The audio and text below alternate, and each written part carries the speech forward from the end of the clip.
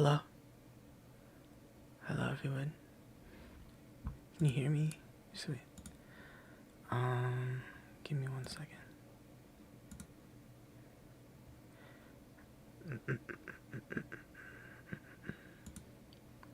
Okay. How's everybody? Thank you so much for coming. There's so many people here.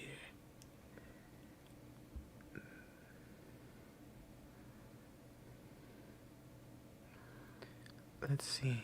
I'm so glad so many of you guys are here early. That's so nice of you. Thank you.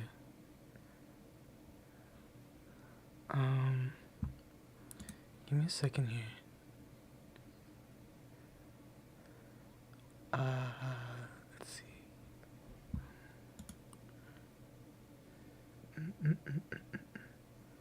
Hello everyone. Welcome back. Thanks for coming again. I am doing pretty well. I just got done shoveling snow 'cause it snowed last night. Hi everyone. Hi Athena. Hi Weird Kid, Mommy, Galixia. I ate your pants. It's glad to see you guys again. I'm glad. Thank you. Today, Muffin. Oh, and this is here as well. Thank you so much for coming, everyone. Okay, so today, we're going to be reading children's books. I really love children's books, and I thought it would be nice because for some of you it's late at night, for some of you it's early in the morning, so I think it would be nice if we did some light reading. So I've downloaded some ebooks on my computer, and I'll be reading them to you,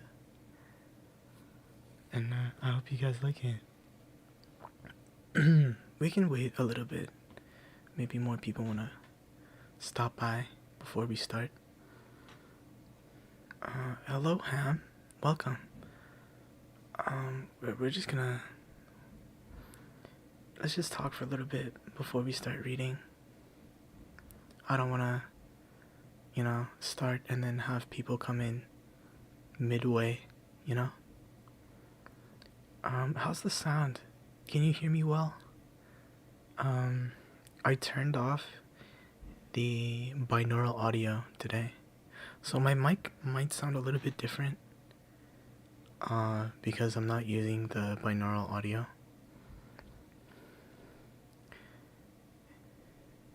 Yes, today we are wholesome, okay? Today we're gonna be wholesome. It's Thursday for me, We're gonna keep the spicy stuff for the weekend, okay? I will be doing another stream on the weekend to celebrate 300 subscribers, because we just hit it, I think earlier today or yesterday. Yeah, so now we have 300 subscribers. I'm so glad. Oh shoot, what is happening? Oh, I can hear myself. I think I messed up. What happened? What happened? Oh shoot, what happened? Why can't I hear myself? Oh, here, okay, there. God, okay. Sorry, that was my bad. Okay.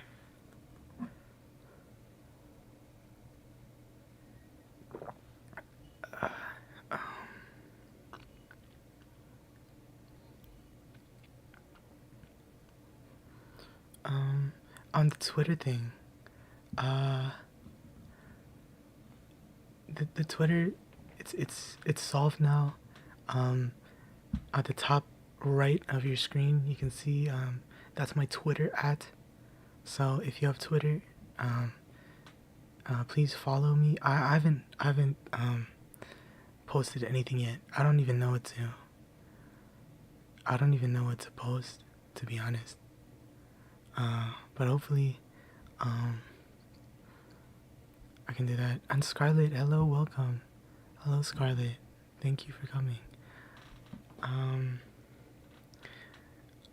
Let's see.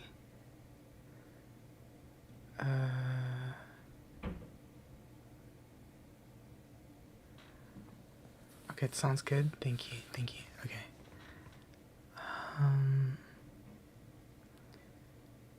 Yes, the weekend will be very special. You don't want to miss it. Okay, it's gonna be very special.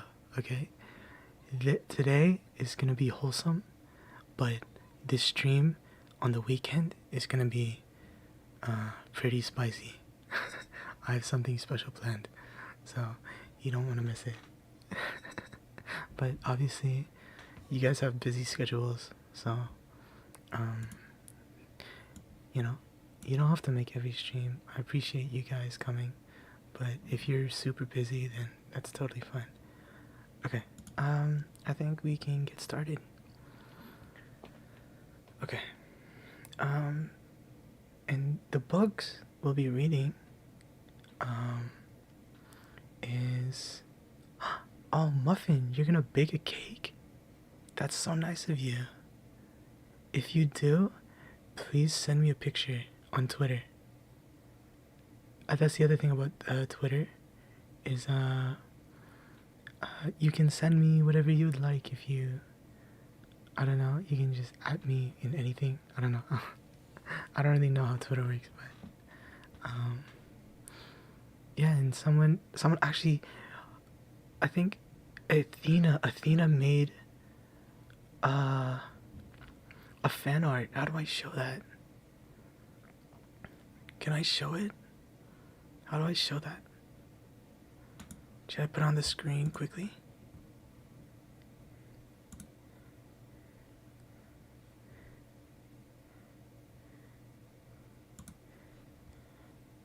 How do I do it? How do I do it? Okay, wait. Give me 1 second. Okay.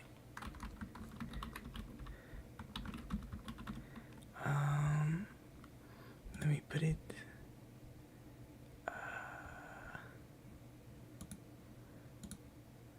I'll save it here. Can I put this on the screen?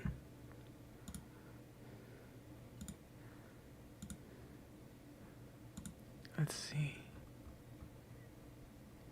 Where the heck did I put it? I have so many pictures and stuff. I should really clean out my computer. Where the heck did I put it? Where did I put it?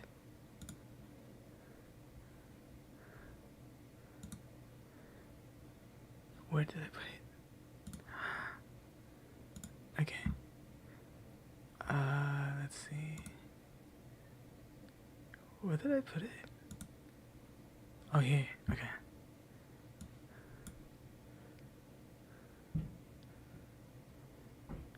Did it not work? Just wait.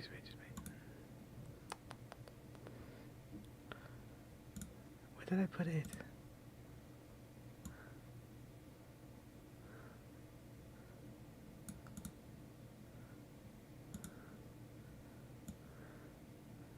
Where did I put it? I'm so dumb.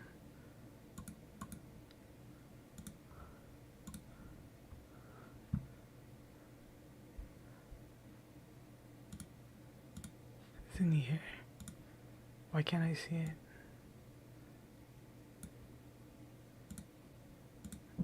Wait, give me a second.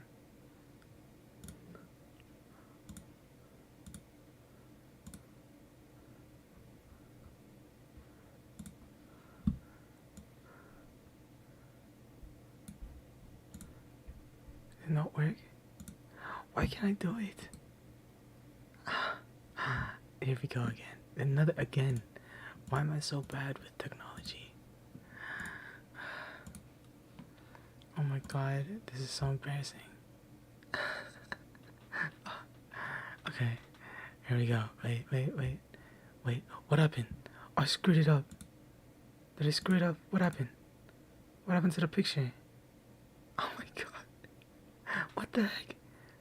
What happened? Wait. Oh my god. Just wait.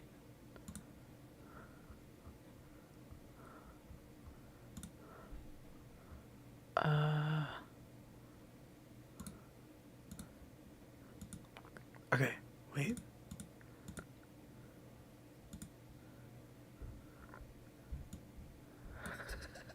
Oh my god.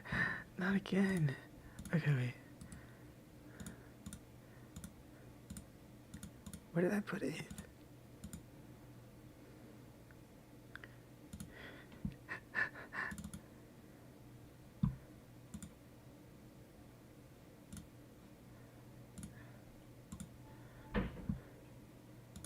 Oh, that's why. Okay, I got it. There we go. Okay, I got it. Don't worry. I got it. Wait. I should have done this before the stream. What is wrong with me? Here we go. Okay, I got it. Here you go. Right there. There it is. Perfect. Okay. Okay. Alright. Oh, did I live stream the book? Well, okay. We're gonna do that later. But here's the picture that Athena drew for me. There you go. We're gonna put it on the screen. Right there. Thank you so much. This is the first like, I guess, fan art that I ever got ever. I'm so happy. Thank you so much. Okay. Nice. Okay. And if you want to submit fan art and stuff, or anything really, just send it to my Twitter. My Twitter right there, on the top right of your screen right here. This is my Twitter @ right here. Okay. Now, oh, did you hear that? That was my bones cracking. Oh, should we do that? Do you like that? Like, cracking joints? We can do that. Wait, ready? Ah. Oh my god. my joints are really stiff. Ready? Oh shit. Wait.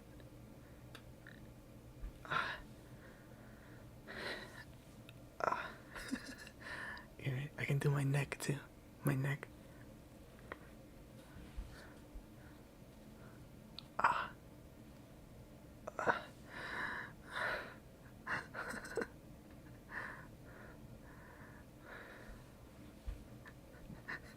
Is he like that? It's kind of weird, but okay. Okay, I think that's it. That's we've been here for 50 minutes. Let's start. No, I'm not breaking my bones. I think it sounds really loud on the mic because the mic is really sensitive. So it probably sounds really loud for you guys. But it's not that loud, okay? Okay. Alright, let me take a sip and then let's start reading. Okay.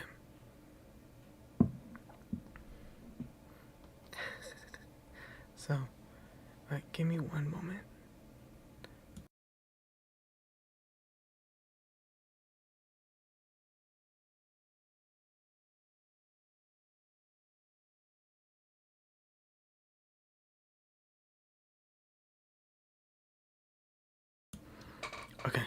I think we're ready. We're ready to read the book, okay? And by the way, all of the books or the stories that I will read are in the public domain. So there's no copyright on them. So you guys can go and download these books as well if you like. Yes, so you guys can read these books for free as well. So there we go, let's get started. So here we have this is, oh wait, let me get to the top, to the top. Winnie the Pooh by A.A. Milne. This book just entered in the public domain recently, I think this year.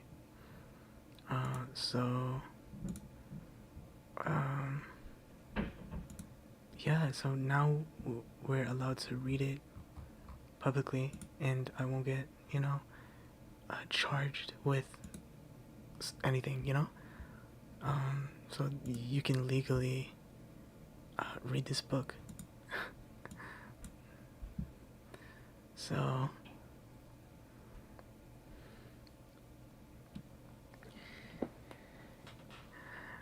let's get started. And please, if you guys would like, you can definitely just, lay down, relax. I won't be reading the chat too often. Oh, sorry, I missed it. Okay, here we go. I will not be reading the chat too often. What does it look like? Just wait. How does it look? Here we go. Okay. Give me a second. Let me just rearrange this a little bit so it fits the screen. Oh, it's so big.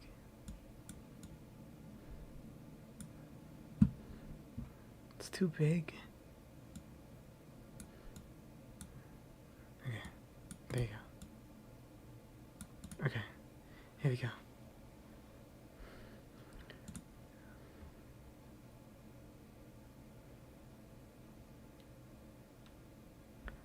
Okay, so, hey, give me 1 second.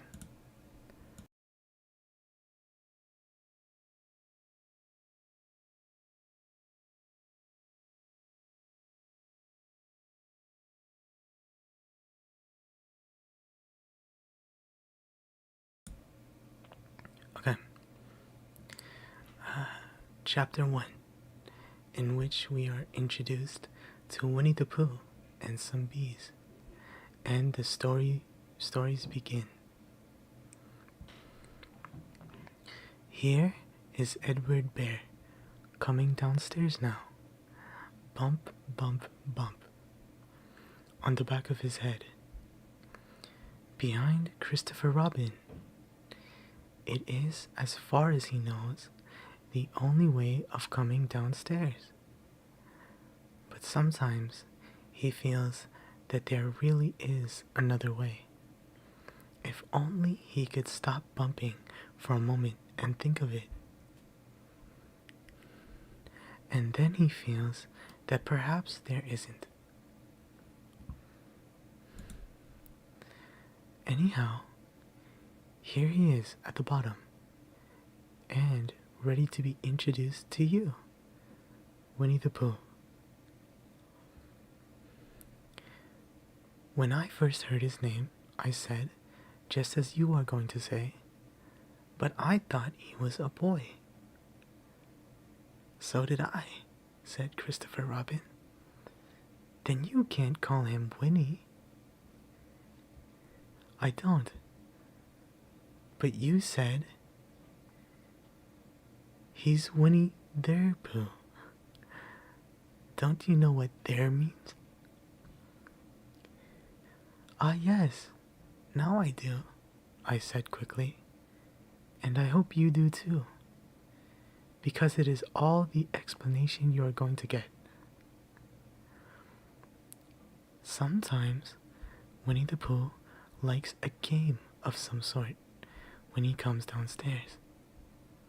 And sometimes he likes to sit quietly in front of the fire and listen to a story. This evening, "What about a story?" said Christopher Robin. "What about a story?" I said. "Could you very sweetly tell Winnie the Pooh one?"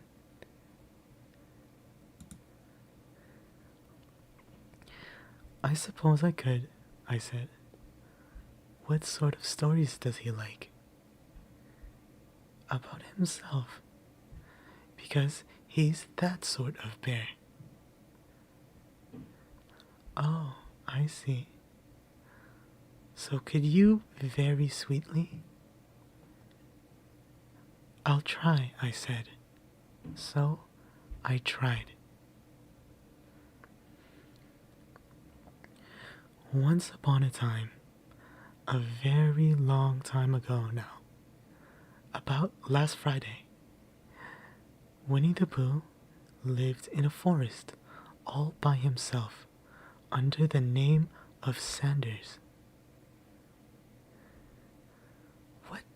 What does under the name mean?" asked Christopher Robin. "It means he had the name over the door in golden letters and lived under it."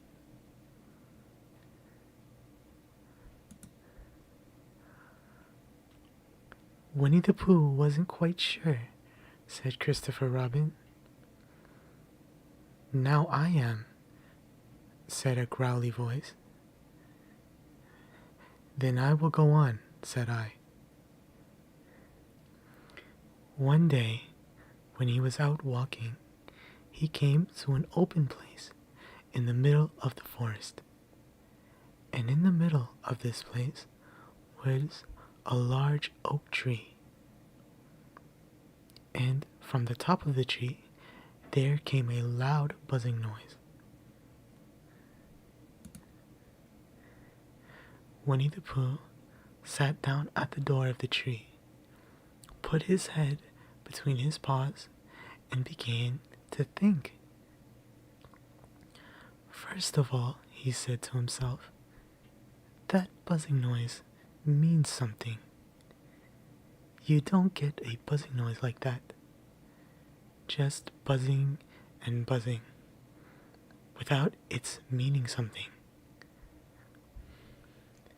If there's a buzzing noise, somebody is making a buzzing noise. And the only reason for making a buzzing noise that I know of is because you're a bee."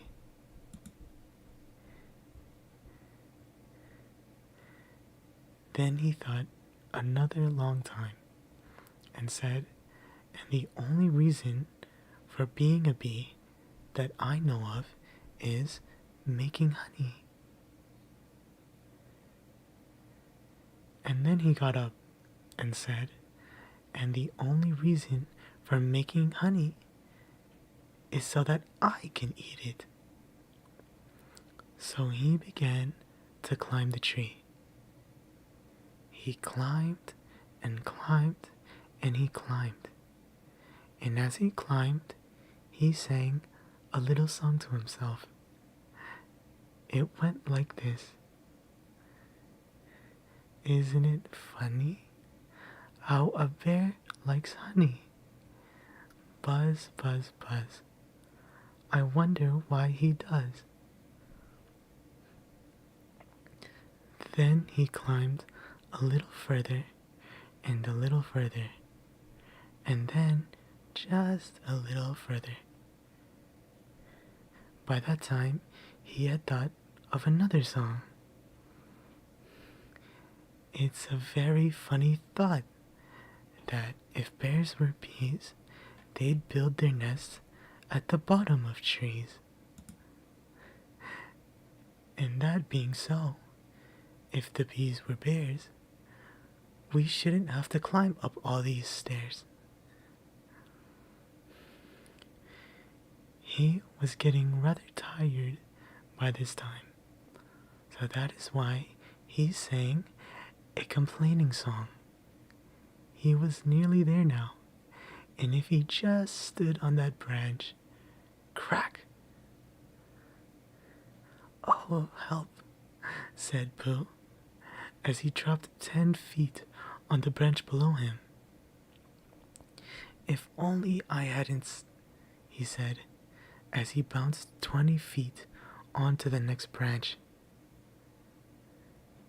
"You see, what I meant to do," he explained, as he turned head over heels and crashed onto another branch 30 feet below.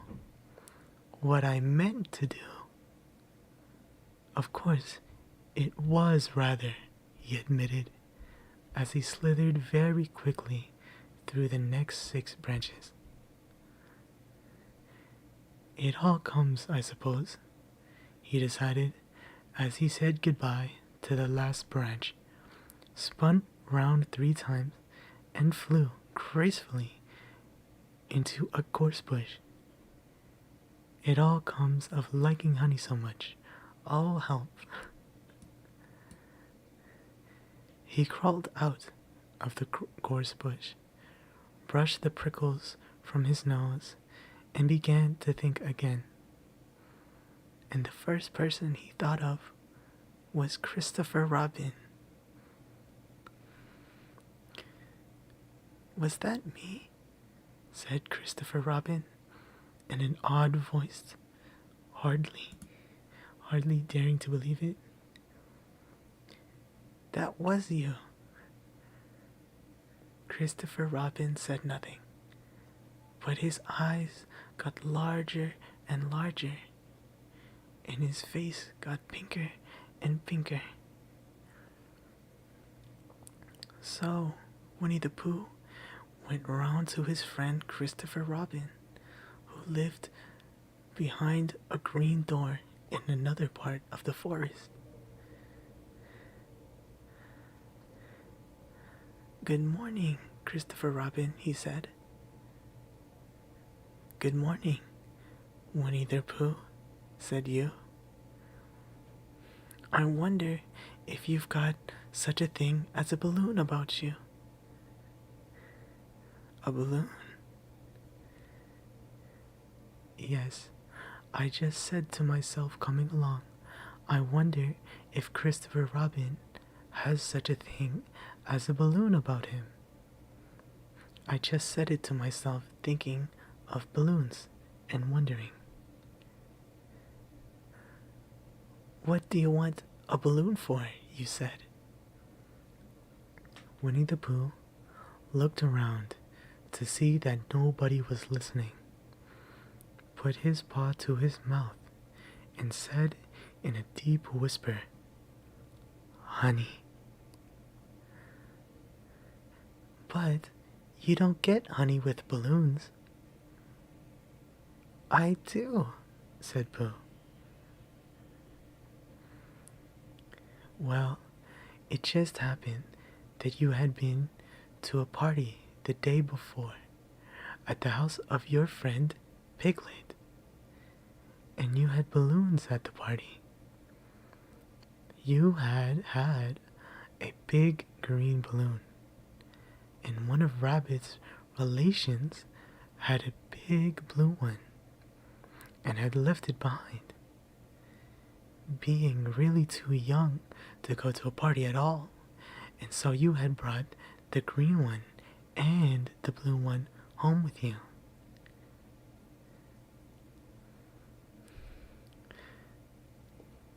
"Which one would you like?" you asked Pooh. He put his head between his paws and thought very carefully. "It's like this," he said. "When you go after honey with a balloon, the great thing is not to let the bees know you're coming.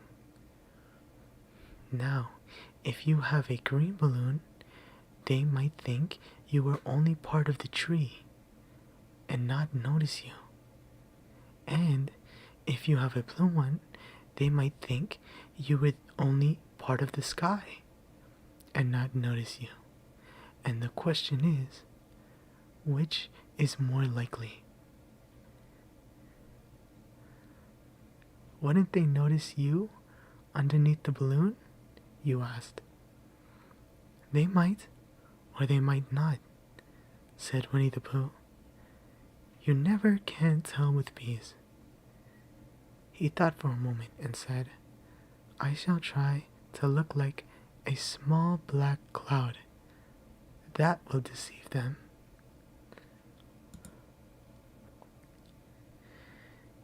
Then you had better have the blue balloon, you said. And so it was decided. Well, you both went out with the blue balloon, and you took your gun with you, just in case, as you always did. And Winnie the Pooh went to a very muddy place that he knew of, and rolled until he was black all over. And then, when the balloon was blown up as big, you and Pooh were both holding on to the string. You let go suddenly, and Pooh Bear floated gracefully up into the sky and stayed there, level with the top of the tree and about 20 feet away from it. Hooray! He shouted. Isn't that fine? Shouted Winnie the Pooh down to you. What do I look like? You look like a bear holding on to a balloon, you said. Not, said Pooh anxiously, not like a small black cloud in a blue sky? Not very much. Ah, well, perhaps from up here it looks different, and as I say, you never can tell with bees. There was no wind to blow him nearer to the tree, so there he stayed. He could see the honey, he could smell the honey, but he couldn't quite reach the honey. After a little while, he called down to you. Christopher Robin, he said in a loud whisper. Hello. I think the bees suspect something. What sort of thing? I don't know, but something tells me that they're suspicious. Perhaps they think that you're after their honey. It may be that. You can never tell with bees. There was another little silence, and then he called down to you again. Christopher Robin. Yes? Have you an umbrella in your house? I think so. I wish you'd bring it out here and walk up and down with it and look up at me every now and then and say, tut tut. It looks like rain. I think if you did that, it would help the deception which we are practicing on these bees. Well, you laughed to yourself. Silly old bear. But you didn't say it aloud because you were so fond of him, and you went home for your umbrella. Oh, there you are, called down Winnie the Pooh as soon as you got back to the tree. I was beginning to get anxious. I have discovered that the bees are now definitely suspicious. Shall I put my umbrella up? You said. Yes, but wait a moment. We must be practical. The important bees to deceive is the queen bee. Can you see which is the queen bee from down there? No. a pity. Well, now, if you walk up and down with your umbrella, saying tut tut, it looks like rain, I shall do what I can by singing a little cloud song, such as a cloud might sing. Go.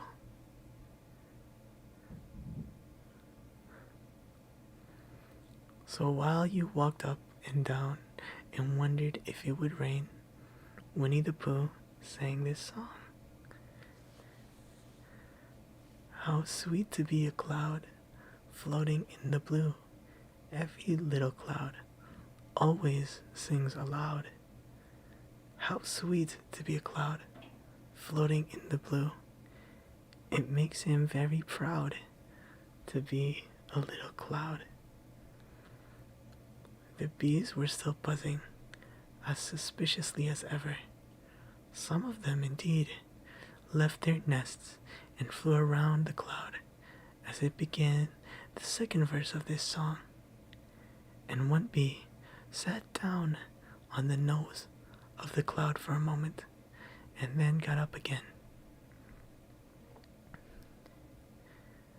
Christopher, ow, Robin, called out the cloud. Yes?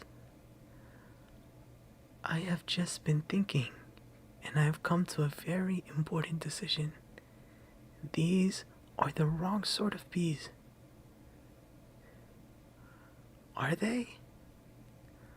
Quite the wrong sort. So I should think they would make the wrong sort of honey, shouldn't you?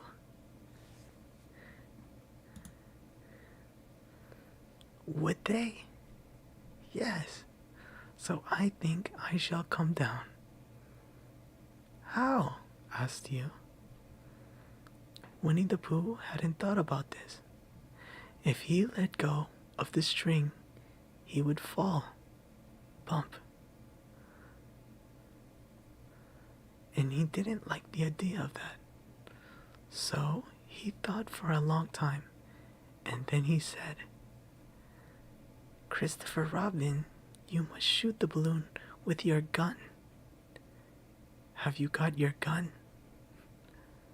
Of course I have, you said. But if I do that, it will spoil the balloon, you said. But if you don't, said Pooh, I shall have to let go, and that would spoil me. When he put it like this, you saw how it was, and you aimed very carefully at the balloon and fired. Ow, said Pooh.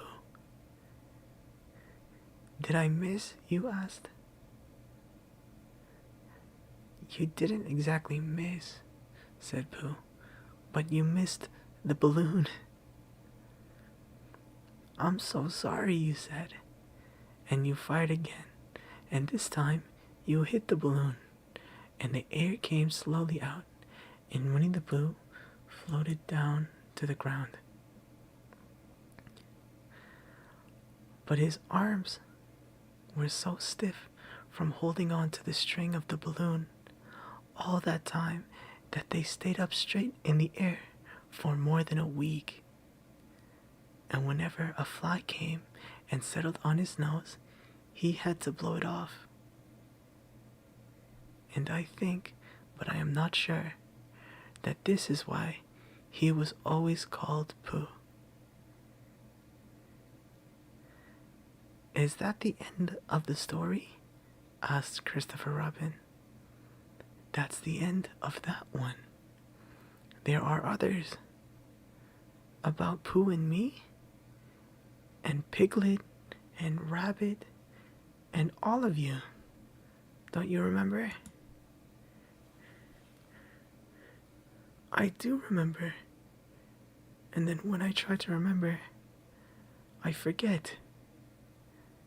That day when Pooh and Piglet tried to catch the Heffalump, they didn't catch it, did they?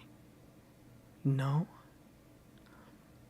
Pooh couldn't because he hasn't any brain. Did I catch it? Well, that comes into the story. Christopher Robin nodded.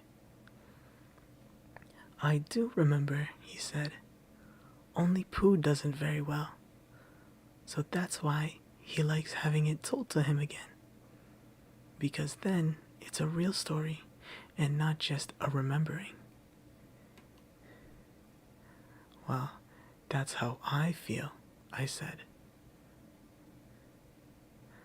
Christopher Robin gave a deep sigh, picked his bear up by the leg, and walked off to the door, trailing Pooh behind him.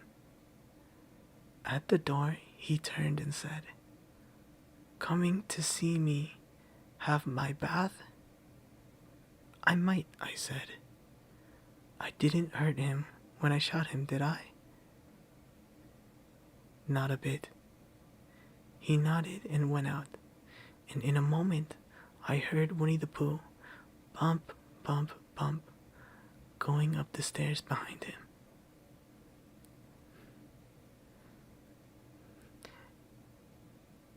There you go.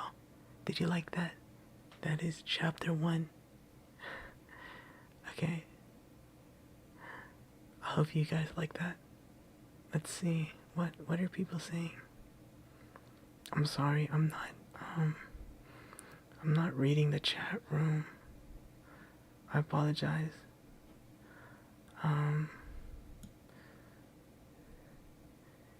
Oh, Ike Vector, welcome. I don't know if I said hi to you yet, but thank you. Thank you for coming.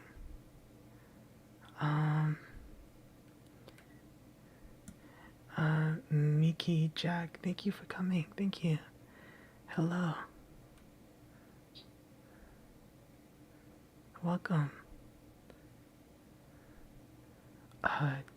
Juicy, hello.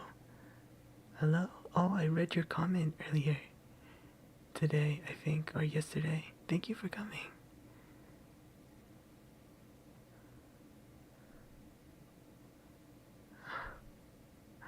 Oh, are people sleeping? Oh, did people go to bed? Well, I hope you guys have a good night. Thank you. I'll try to keep it down for those of you who want to rest and sleep. But thank you for chatting. Thank you so much. Should I do chapter 2? I like this story. I like this book. Maybe we can do chapter 2. I do have other books that I want to read. Maybe we can do another stream like this.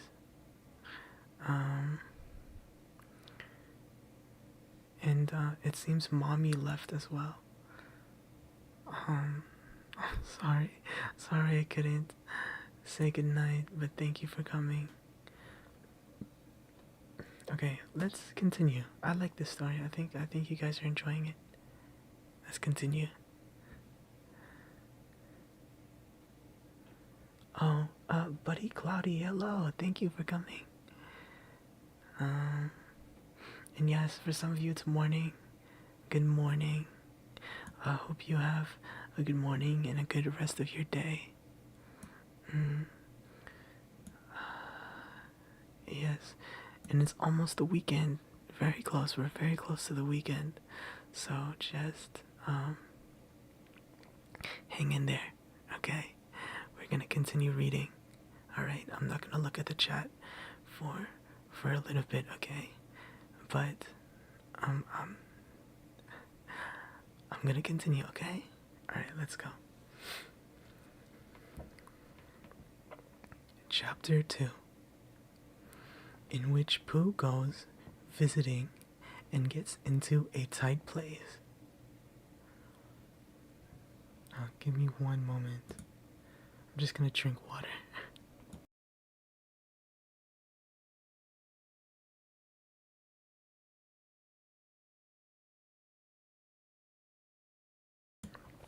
Okay, here we go. Alright.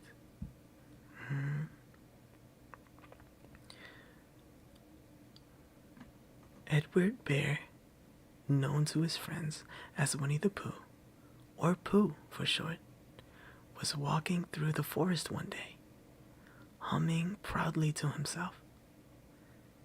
He had made up a little hum that very morning as he was doing his stoutness exercises in front of the glass. Tra-la-la, tra-la-la, as he stretched up as high as he could, and then tra-la-la, tra-la-la, oh help, la, as he tried to reach his toes. After breakfast, he had said it over and over to himself until he hadn't learnt it off by heart. And now he was humming it right through, properly. It went like this. Tra-la-la, tra-la-la, tra-la-la, tra-la-la, rum-tum, tiddle-um-tum, tiddle-iddle-tiddle-iddle, tiddle-iddle-tiddle-iddle, rum-tum-tum, tiddle-um.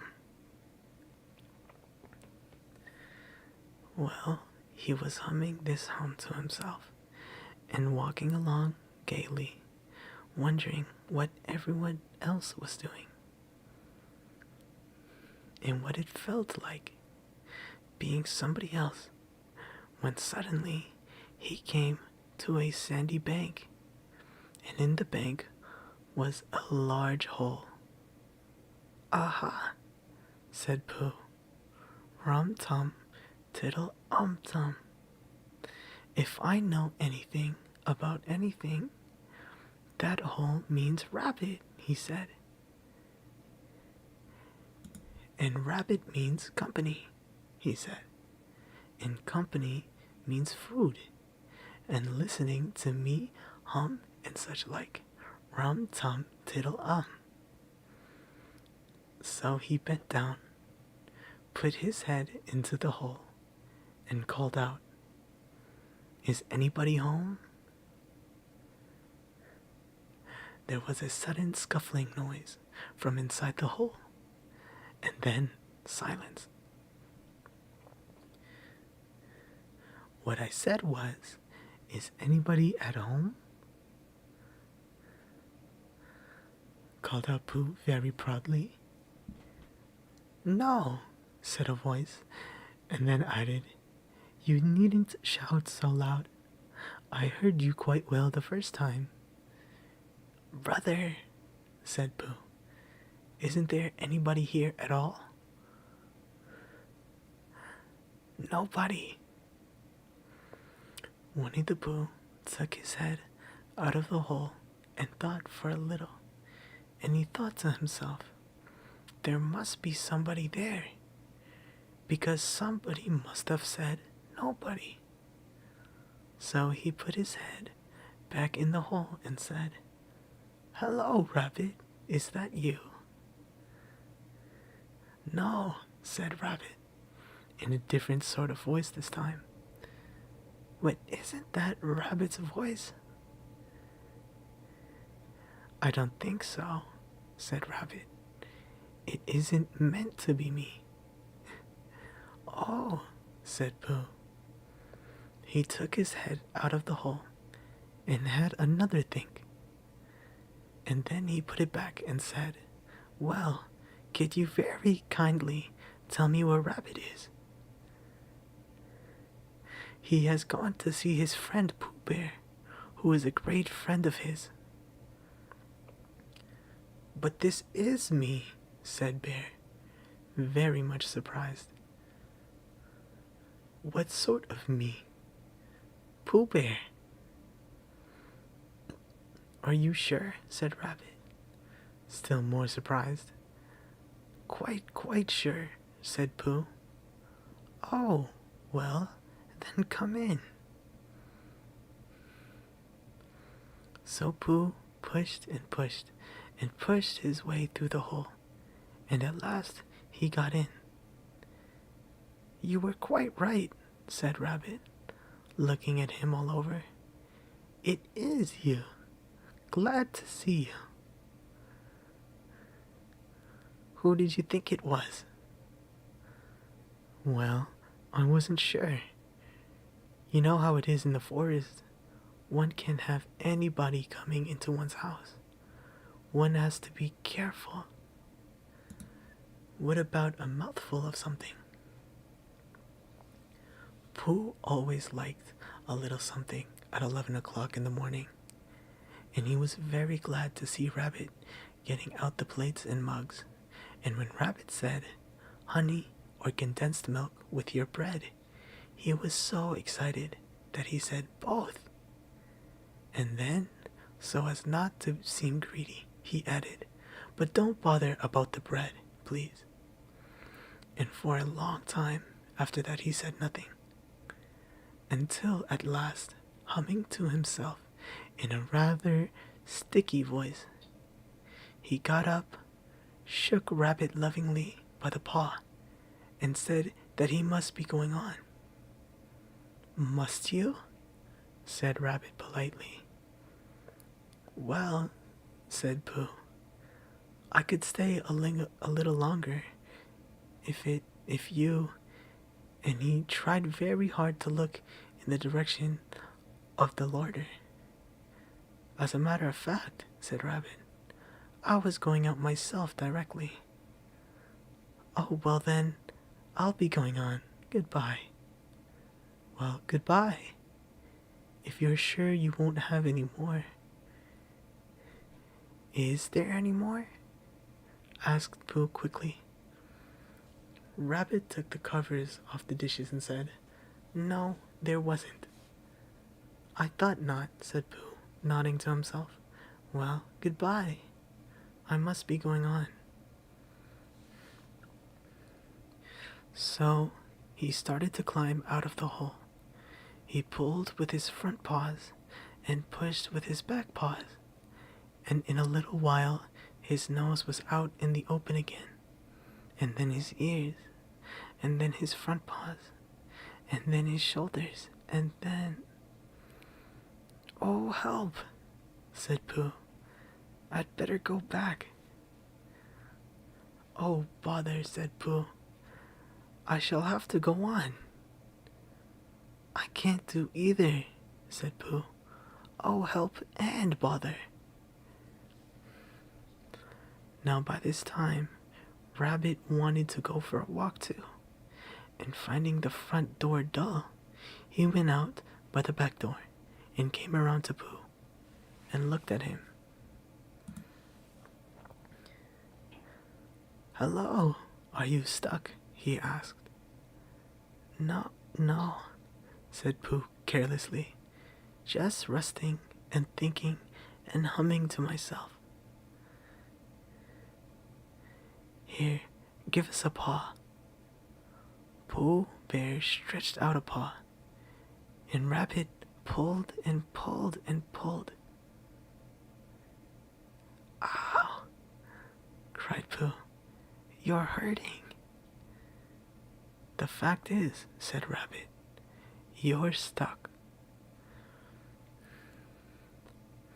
"It all comes," said Pooh crossly, "of not having front doors big enough." "It all comes," said Rabbit sternly, "of eating too much." "I thought at the time," said Rabbit, "only I didn't like to say anything," said Rabbit, "that one of us was eating too much," said Rabbit. "And I knew it wasn't me," he said. "Well, well, I shall go and fetch Christopher Robin." Christopher Robin lived at the other end of the forest, and when he came back with Rabbit and saw the front half of Pooh, he said, "Silly old bear," in such a loving voice that everybody felt quite hopeful again. "I was just beginning to think," said Bear, sniffing slightly, "that Rabbit might never be able to use his front door again." "And I should hate that," he said. "So should I," said Rabbit. "Use his front door again," said Christopher Robin. "Of course he'll use his front door again." "Good," said Rabbit. If we can't pull you out, Pooh, we might push you back. Rabbit scratched his whiskers thoughtfully and pointed out that when once Pooh was pushed back, he was back. And of course, nobody was more glad to see Pooh than he was. Still, there it was. Some lived in trees and some lived underground. And you mean I'd never get up? Said Pooh. I mean, said Rabbit, that having got so far, it seems a pity to waste it. Christopher Robin nodded. Then there's only one thing to be done, he said. We shall have to wait for you to get thin again. How long does getting thin take? Asked Pooh anxiously. About a week, I should think. But I can't stay for a week. You can stay here, all right, silly old bear. It's getting you out which is so difficult. We'll read to you, said Rabbit cheerfully, and I hope it won't snow, he added. And I say, old fellow, you're taking up a good deal of room in my house. Do you mind if I use your back legs as a towel horse? Because I mean, there they are, doing nothing, and it would be very convenient just to hang the towels on them. A week, said Pooh gloomily. What about meals? I'm afraid no meals, said Christopher Robin, because of getting thin quicker, but we will read to you.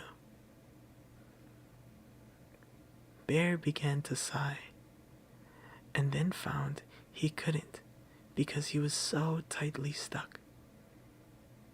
And a tear rolled down his eye as he said, Then would you read a sustaining book, such as would help and comfort a wedged bear in great tightness?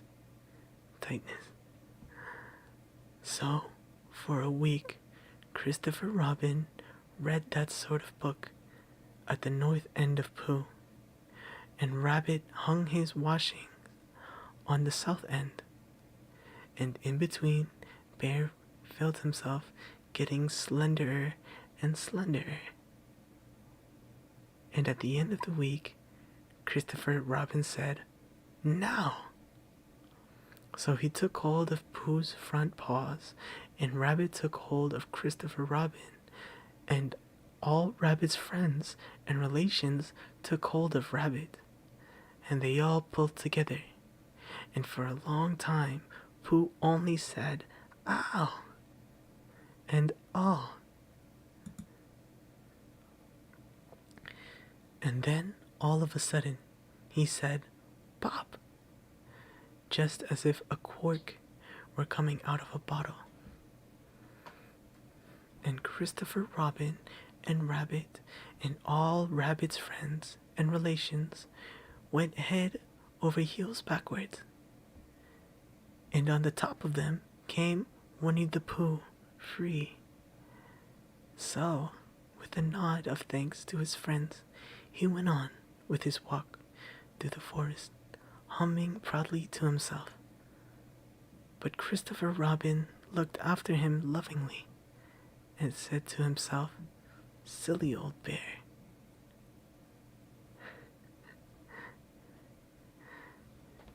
And there we go. That's chapter 2. How was it? Did you guys enjoy that? Let's see. What are we seeing in the chat?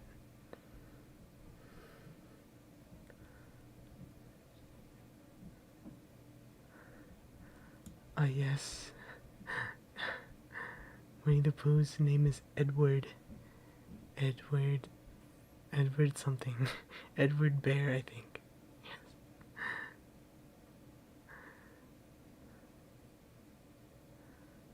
Yes.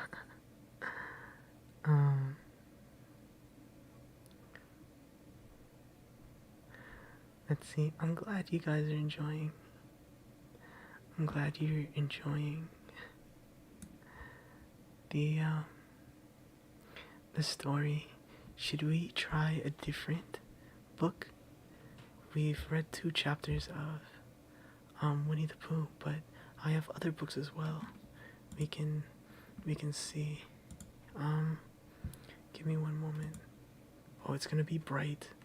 It's gonna be bright, so you might want to look away from your screen. I think I can change it. Just give me a moment. Can I change this to dark mode?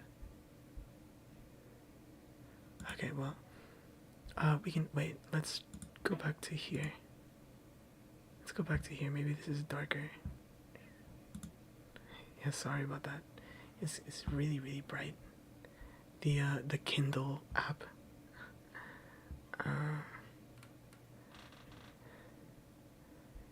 Yeah, sorry about that. I have 2 other books. I have 2 other books that I can read. I have the Blue Fairy book, which is fairy tales. So I think they have Beauty and the Beast, and I think Cinderella as well. We can read this if you like, or we can do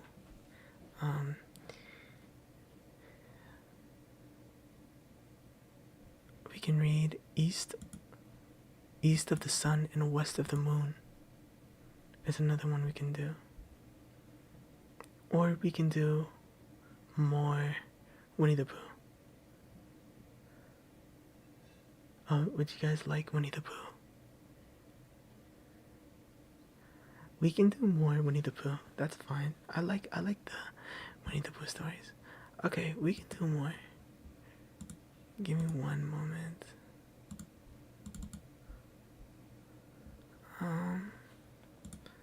Let's see. Here we go.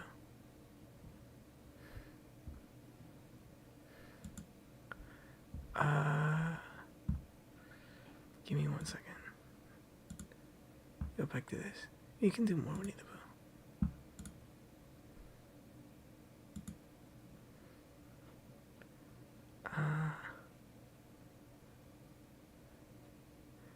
I should do another one.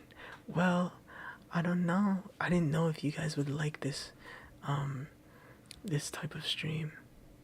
So maybe next time, maybe next time we'll read a different book. How about that?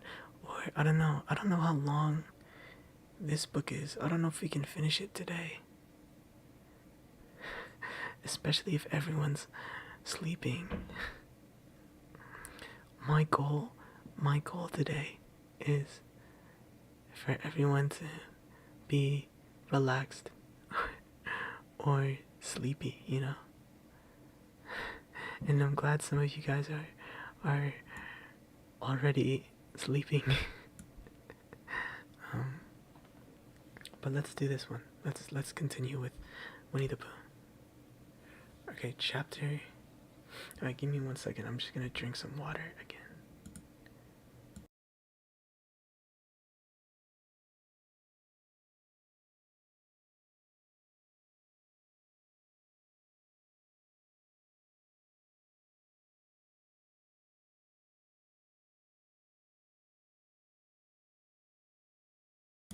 Okay, so let's continue.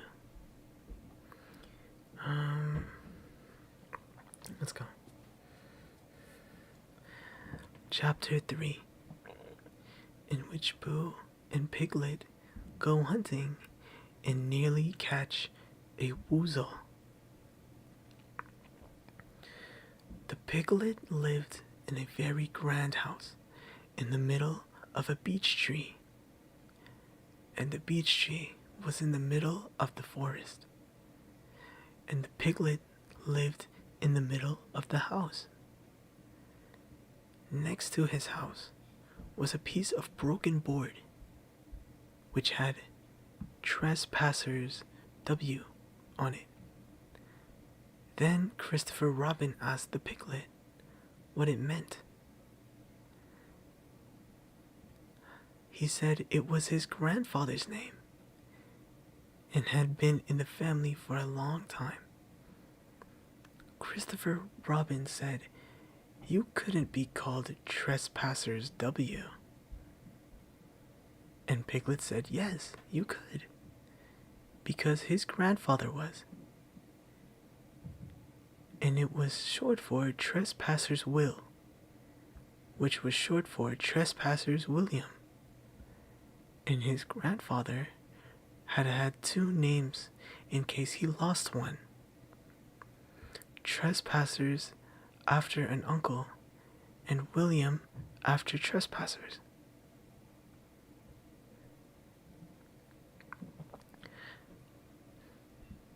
Well, I've got two names, said Christopher Robin carelessly. Well, there you are. That proves it, said Piglet. One fine winter's day, when Piglet was brushing away the snow in front of his house, he happened to look up, and there was Winnie the Pooh. Pooh was walking round and round in a circle, thinking of something else. And when Piglet called to him, he just went on walking. Hello, said Piglet. What are you doing? Hunting, said Pooh. Hunting what?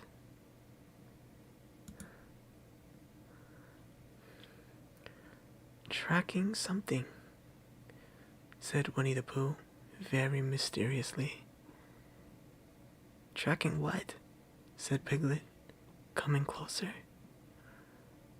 That's just what I asked myself. I asked myself, what?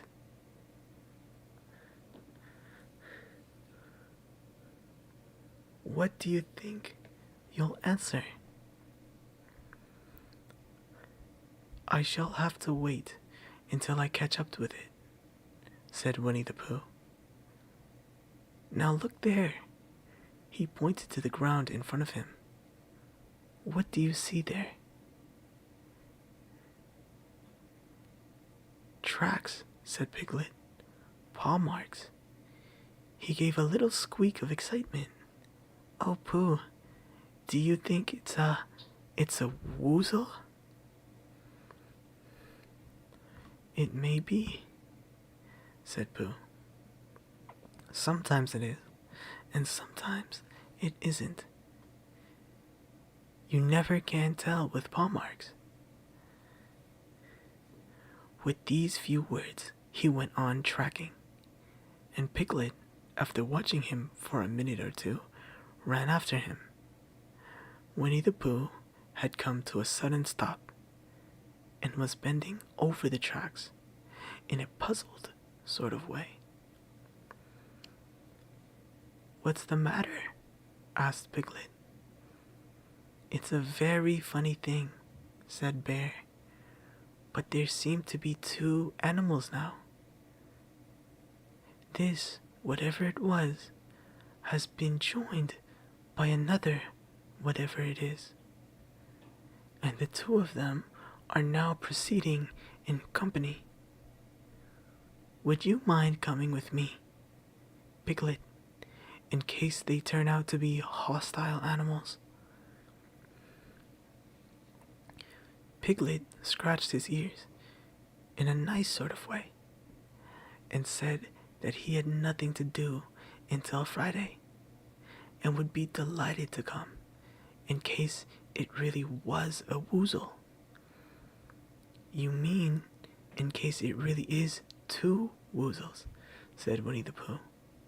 And Piglet said that anyhow he had nothing to do until Friday, so off they went together.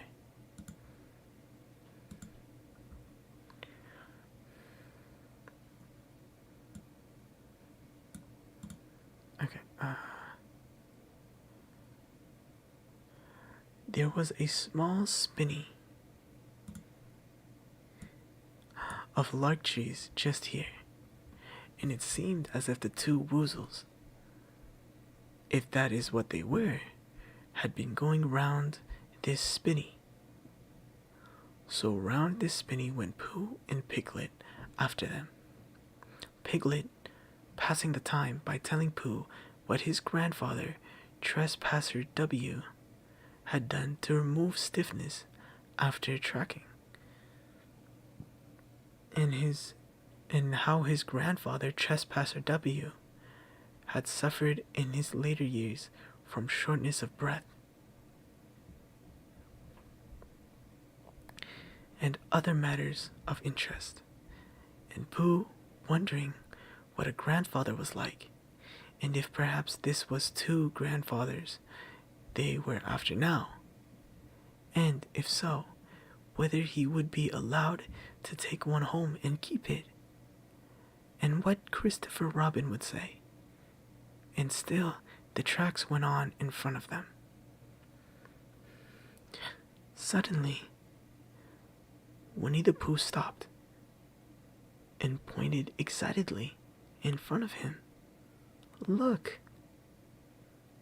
"What?" said Piglet with a jump, to show that he hadn't been frightened.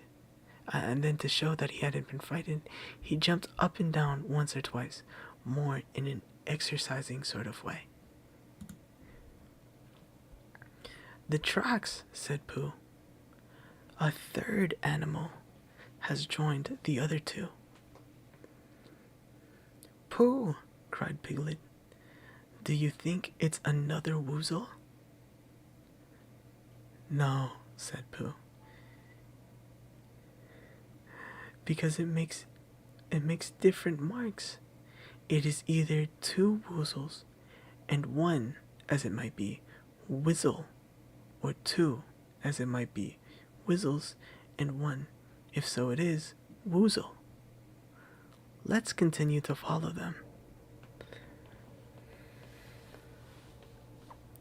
So they went on, feeling just a little anxious now, in case the three animals in front of them were of hostile intent.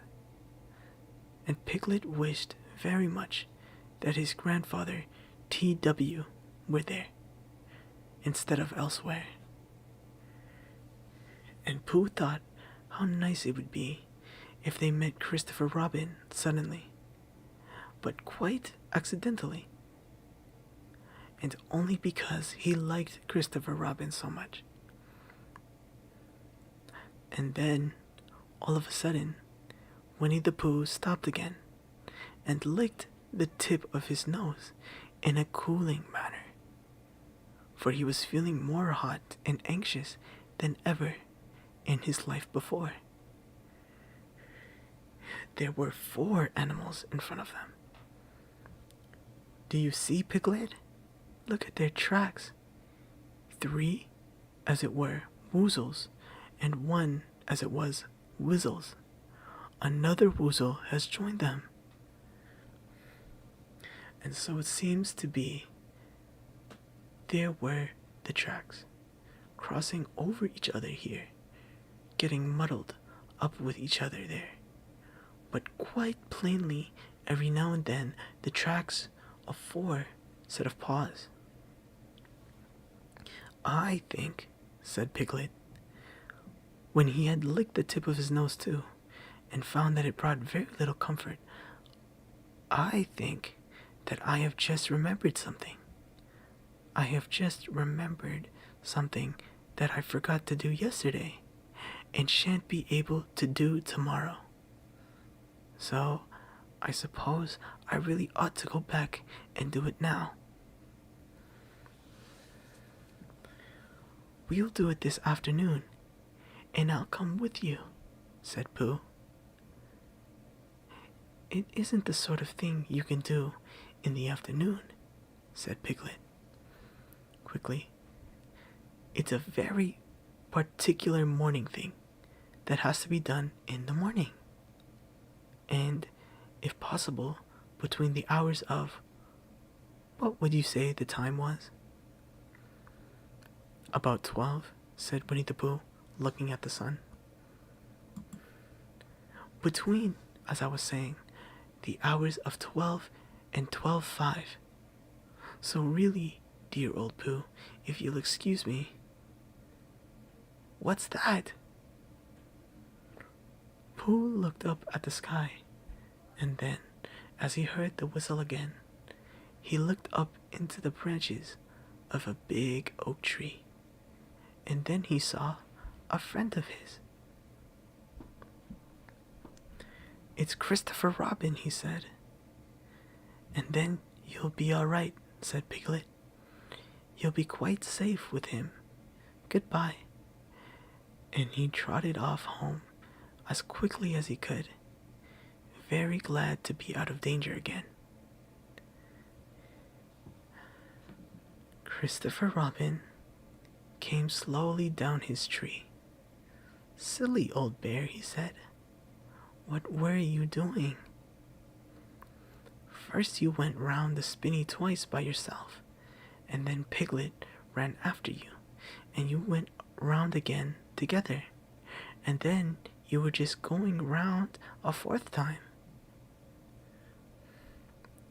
"Wait a moment," said Winnie the Pooh, holding up his paw. He sat down and thought, in the most thoughtful way he could think. Then he fitted his paw into one of the tracks, and then he scratched his nose twice and stood up. "Yes," said Winnie the Pooh.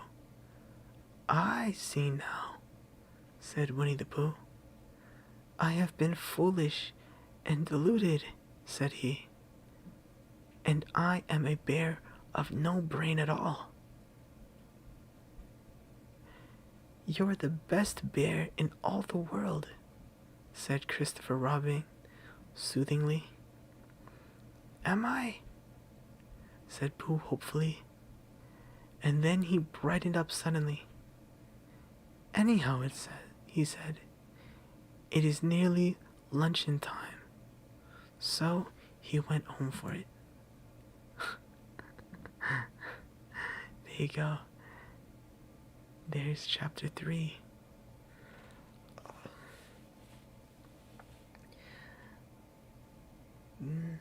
How'd you guys like that? Did you like that one? This one's so silly. I like this one. Let's read the chat room. Let's see what you're saying.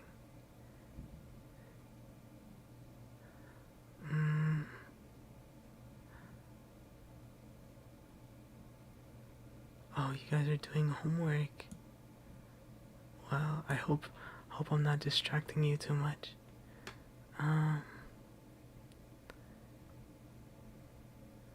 Someone said, "Oh, buddy, subscribe to Galixia." Oh, Galixia, do you upload videos? Do you do YouTube videos? That's really nice. Muffin liked this one. I like this one too. This one's a little bit silly. Let me check how many stories we have left, actually. Wow, there's still quite a few.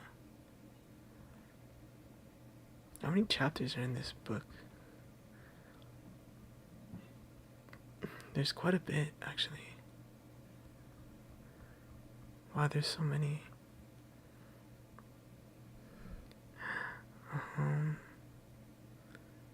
There's like more than 10 chapters. Where were we? We're in chapter 4, I think. Give me 1 second.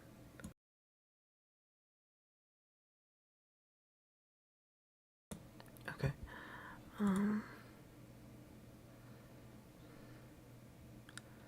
Oh. Yes. We will not be able to,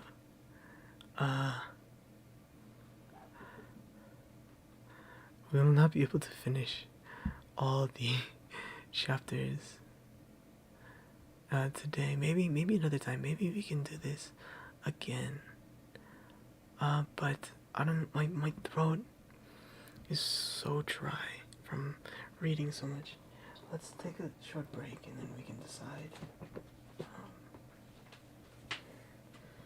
whether to continue. Oh, hello, Athena. Welcome back.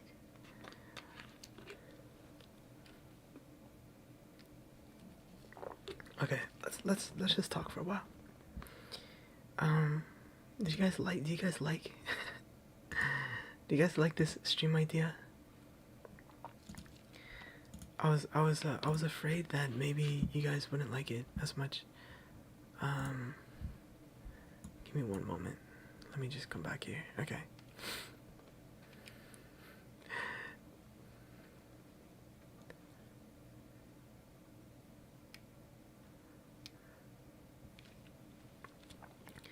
Yeah, I told you guys the other day, it's really cold where I live, so and it's really dry. So yeah, my voice gets like this sometimes. But I'm glad you guys are enjoying. Maybe we'll do this more often. This is fun. I like this. You know, it's different from what I usually do. Actually, very different from what I usually do. I'm glad you guys enjoyed it.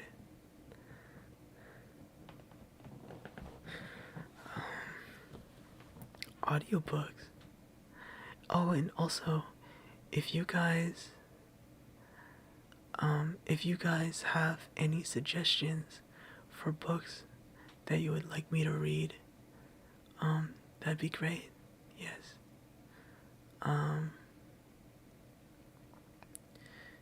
I will take care of my voice, thank you. It is, my voice is very important to me. Because otherwise I wouldn't be able to make videos like this. So, yeah.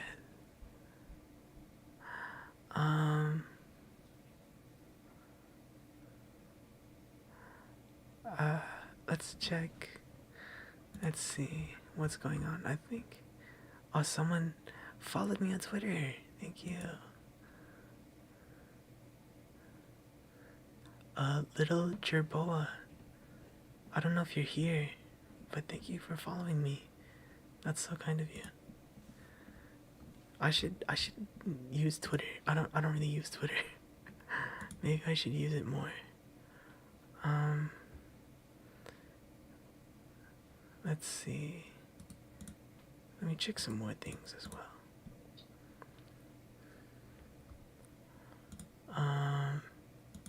But I'm glad you guys enjoyed this stream. I enjoy this a lot. I'm having so much fun.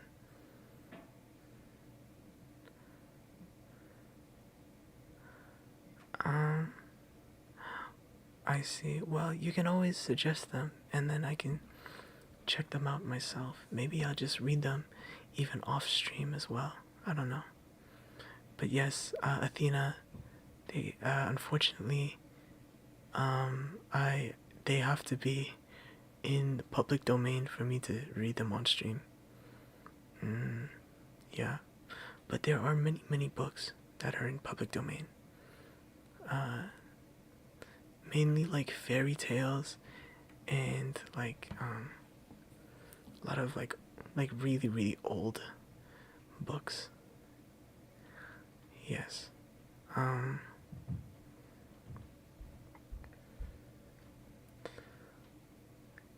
Yeah.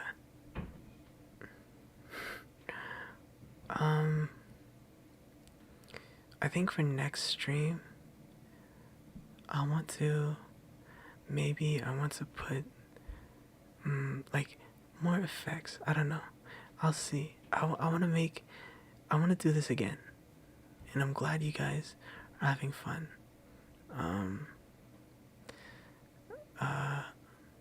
But next time, I kind of want to do more things. Do you guys want like ambient sounds? Do you think that would be nice if I had ambient sound in the background?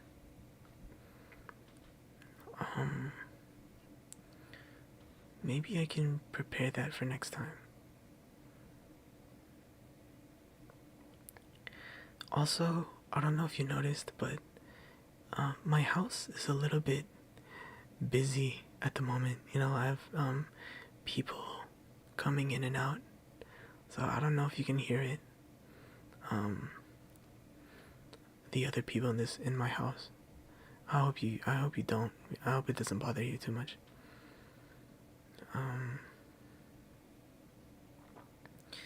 Yeah.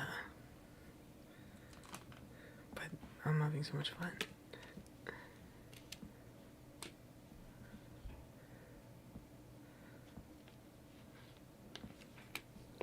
Let me drink some more water.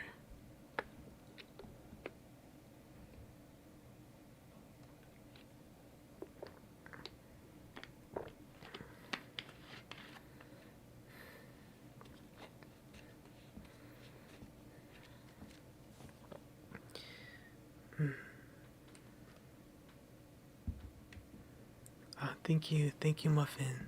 I really appreciate that. I really like reading stories, especially to like kids and stuff.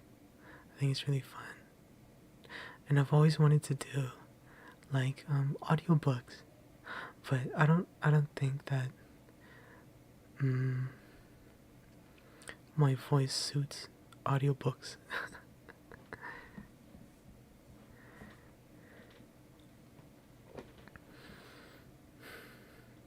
But yeah, it's really a lot of fun. Yes, stay hydrated, please, everyone. Please drink water every now and again when you can. And yeah. Is anyone sleeping? I think some people are sleeping. Which is perfect. That's exactly what I wanted. You know, a lot of you I've been seeing, I've been talking about, you know, insomnia, and, you know, it seems like some of you are having trouble sleeping or have bad sleep schedules and things like that. So,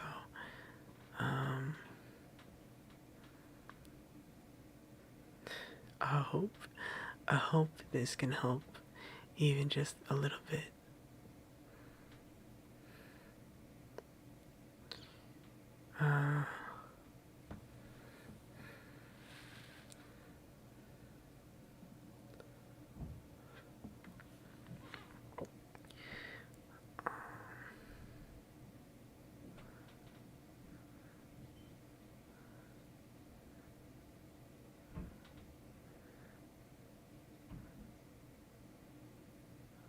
Let's see. Oh, Athena, you do the same. I like that. Yes, reading to children. I love doing that. That's so much fun. I'm sorry. I'm sorry to call you out, but it's the truth. And I hope you guys, I hope you guys can rest properly. It's very, very important. It's very important. But I don't have to tell you that. You already know that.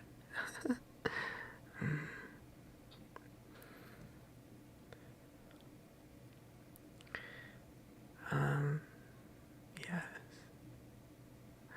Okay, maybe we should. Oh, I ate your pants. You're still here? You're still here? I thought you went to sleep already. You weren't commenting.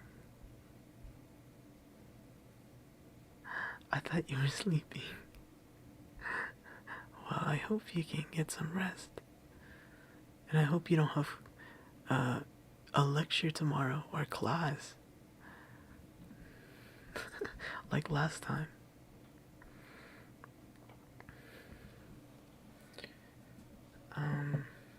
Yeah, but this weekend, in a few days, I plan on doing another stream to celebrate 300 subscribers. And in that stream, sorry, in that stream, I will be doing something special, and hopefully that will help. That will help you guys sleep as well.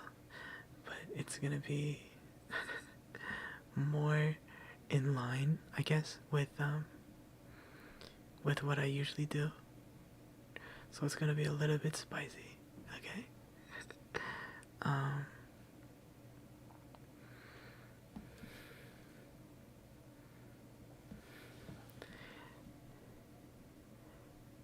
Yes, thank you so much.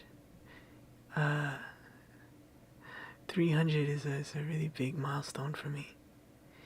And just last week I was at 200. And this week I'm at 300. So we're making really good pace, I think. And the channel's growing a lot. And I'm sorry to hear that you guys have so much going on. You have such busy schedules.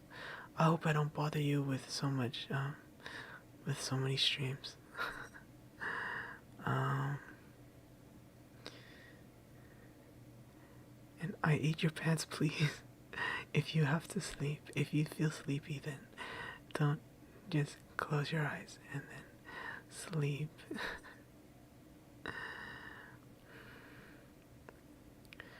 Reach 1K? I'm not sure about that. It's gonna take a while. But I'm having a lot of fun, so I'm not gonna stop anytime soon.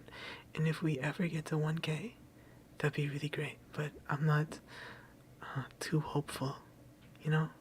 Right now I'm just having fun. But I hope one day I can be at 1K plus.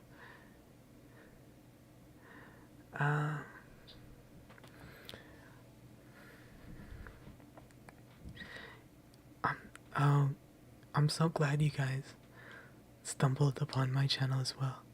I'm so grateful that you guys gave me a chance. Even though I'm just a tiny channel.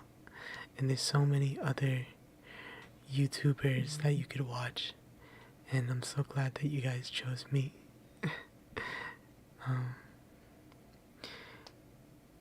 It like surprises me all the time.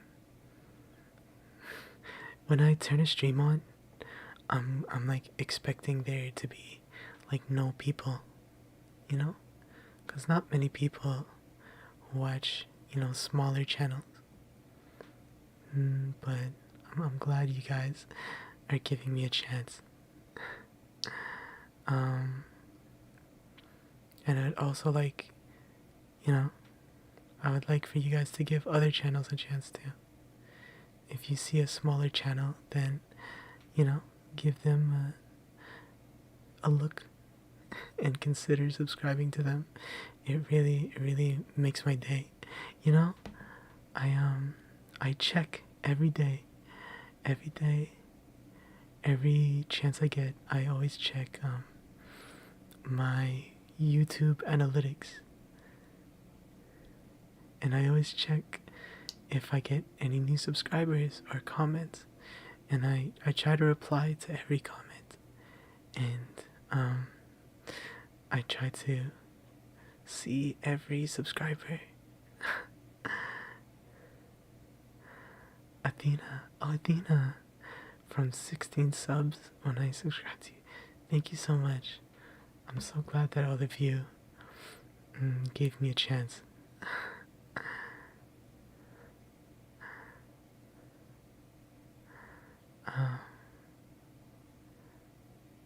Yes, no, it's okay.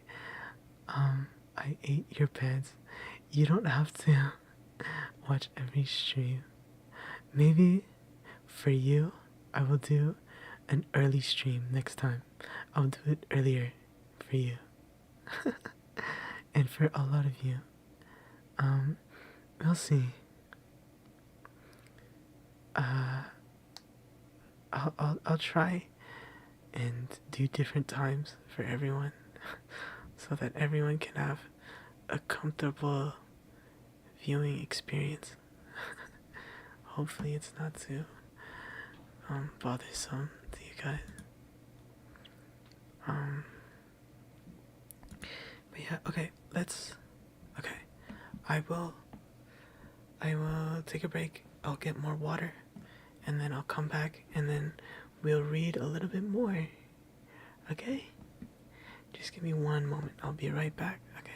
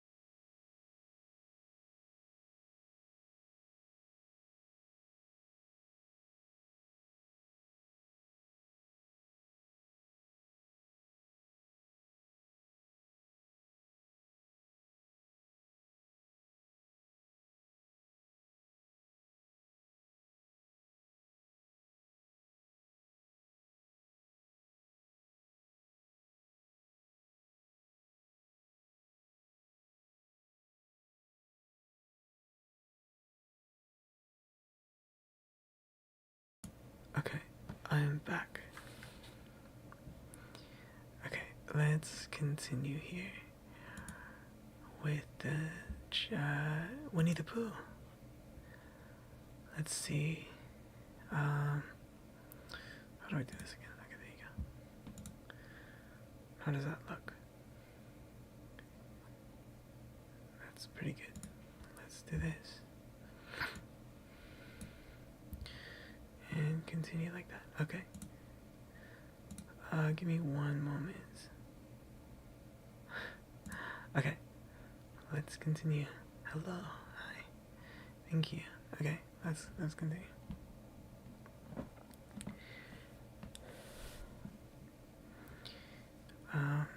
Chapter 4, in which Eeyore loses a tail and Pooh finds one. The old gray donkey, Eeyore, stood by himself in a thistly corner of the forest. His front feet well apart, his head on one side, and thought about things. Sometimes he thought sadly to himself, why? And sometimes he thought, wherefore? And sometimes he thought, inasmuch as which? And sometimes he didn't quite know what he was thinking about. And when Winnie the Pooh came stumping along, Eeyore was very glad to be able to stop thinking for a little, in order to say How do you do?" in a gloomy manner to him. "And how are you?" said Winnie the Pooh. Eeyore shook his head from side to side. "Not very, how?" he said. "I don't seem to have felt at all how for a long time." "Dear, dear," said Pooh. "I'm sorry about that. Let's have a look at you."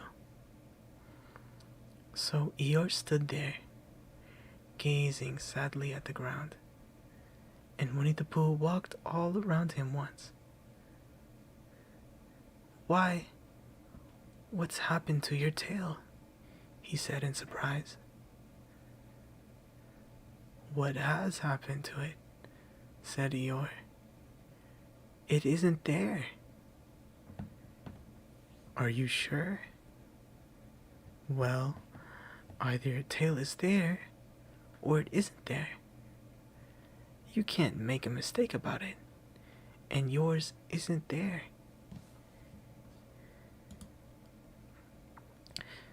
"Then what is it?" "Nothing." "Let's have a look," said Eeyore, and he turned slowly round to the place where his tail had been a little while ago, and then, finding that he couldn't catch it up, he turned round the other way until he came back to where he was at first. And then he put his head down and looked between his front legs, and at last he said, with a long, sad sigh, "I believe you're right."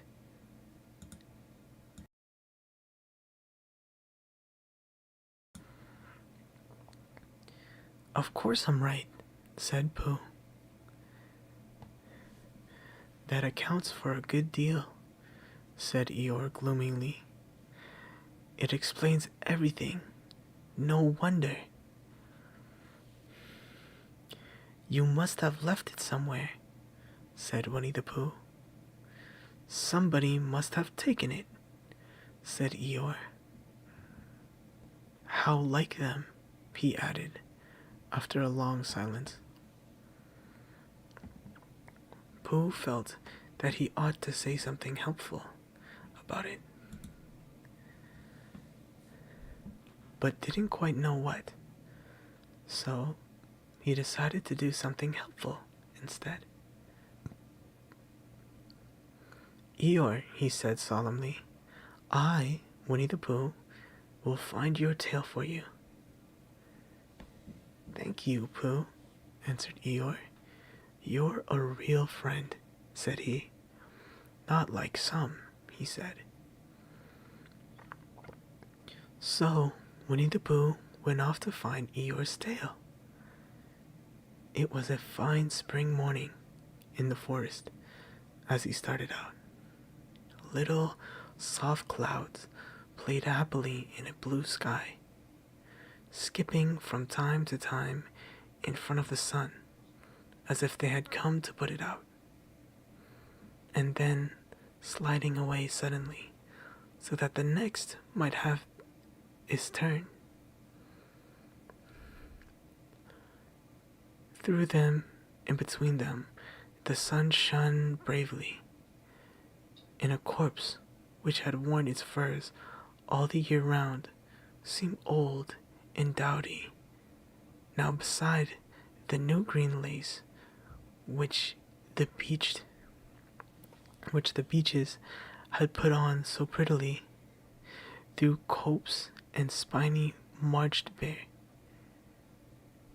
down open slopes of gorse and heather, over rocky beds of streams, up steep banks of sandstone, into the heather again, and so at last, tired and hungry, to the 100-acre wood.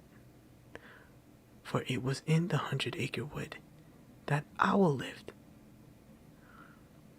And if anyone knows anything about anything, said Bear to himself, it's Owl who knows something about something. He said, or my name's not Winnie the Pooh, he said. Which it is, he added. So there you are. Owl lived at the Chestnuts, an old world residence of great charm, which was grander than anybody else's, or seemed so to Bear, because it had both a knocker and a bell pull. Underneath the knocker, there was a notice which said, "Please ring if a answer is required." Underneath the bell pull, there was a notice which said, "Please knock if an answer is not required." These notices had been written by Christopher Robin, who was the only one in the forest who could spell. For Owl, wise though he was, in many ways, able to read and write and spell his own name, Wool, yet somehow went all to pieces over delicate words like measles and buttered toast.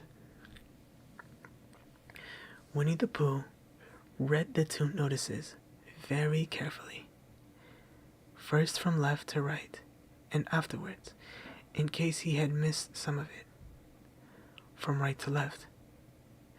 Then, to make quite sure, he knocked and pulled the knocker, and he pulled and knocked the bell rope, and he called out in a very loud voice, "Owl, I require an answer." It's Bear speaking. And the door opened, and Owl looked out. "Hello, Pooh," he said. "How's things?" "Terrible and sad," said Pooh, "because Eeyore, who is a friend of mine, has lost his tail. And he's moping about it. So could you very kindly tell me how to find it for him?" "Well," said Owl, "the customary procedure in such cases is as follows." "What does crusty money prosecute mean?" said Pooh, "for I am a bear of very little brain, and long words bother me."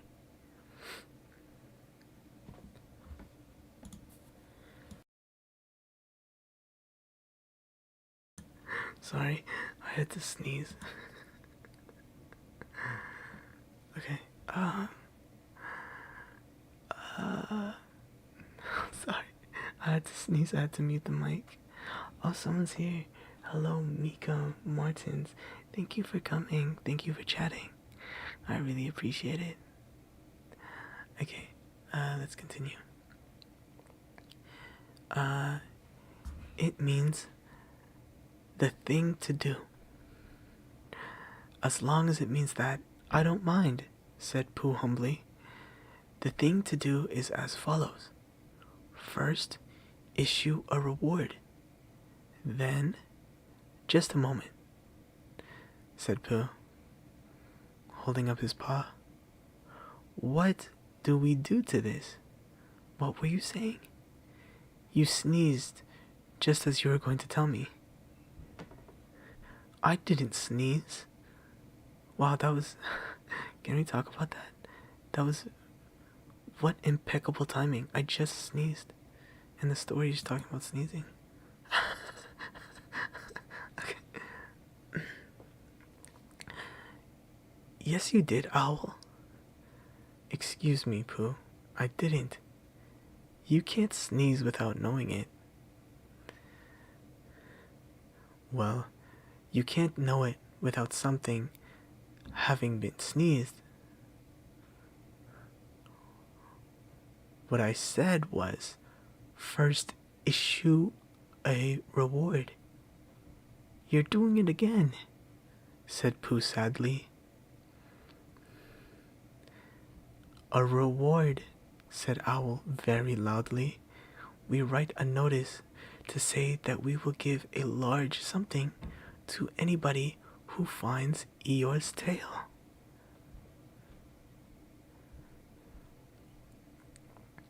I see, said Pooh, nodding his head. Talking about large somethings, he went on dreamily. I generally have a small something about now. About this time in the morning. And he looked wistfully at the cupboard in the corner of Owl's parlor. Just a mouthful of condensed milk or whatnot, with perhaps a lick of honey. Well then, said Owl, we write out this notice and we put it up all over the forest. A lick of honey, murmured Bear to himself, or not, as the case may be, and he gave a deep sigh and tried very hard to listen to what Owl was saying. But Owl went on and on, using longer and longer words, until at last he came back to where he started. And he explained that the person to write out this notice was Christopher Robin. It was he who wrote the ones on my front door for me. Did you see them, Pooh? For some time now, Pooh had been saying yes and no in turn, with his eyes shut, to all that Owl was saying. And having said yes last time, he said no, not at all, without really knowing what Owl was talking about. Didn't you see them? Said Owl, a little surprised.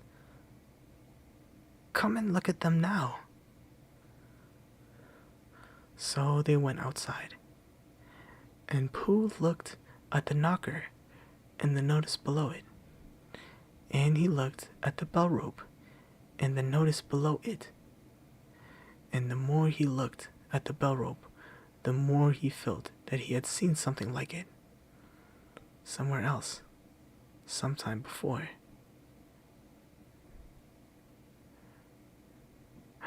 Handsome bell rope, isn't it? Said Owl. Pooh nodded. It reminds me of something, he said, but I can't think what. Where did you get it? I just came across it in the forest. I was hanging over a bush, and I thought at first somebody lived there. So I rang it, and nothing happened. And then I rang it again, very loudly, and it came off in my hand. And as nobody seemed to want it, I took it home. And, Owl, said Pooh solemnly, you made a mistake. Somebody did want it. Who? Eeyore, my dear friend Eeyore. He was fond of it. Fond of it? Attached to it, said Winnie the Pooh sadly. So with these words he unhooked it and carried it back to Eeyore.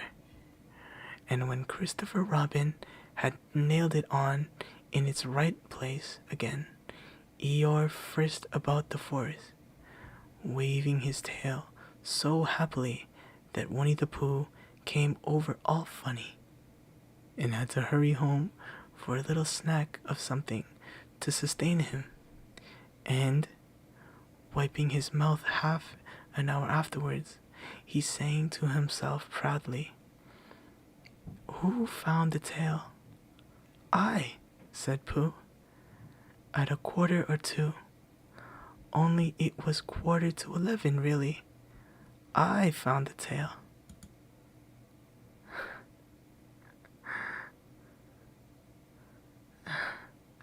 How was that?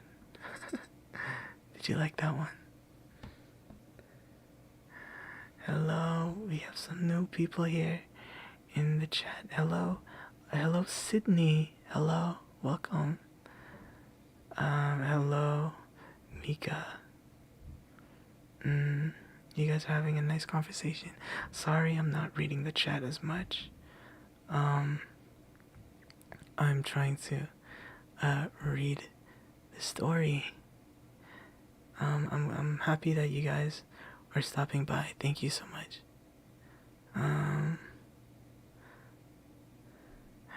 Let's see. Let's read the chat a little bit. What are you guys saying?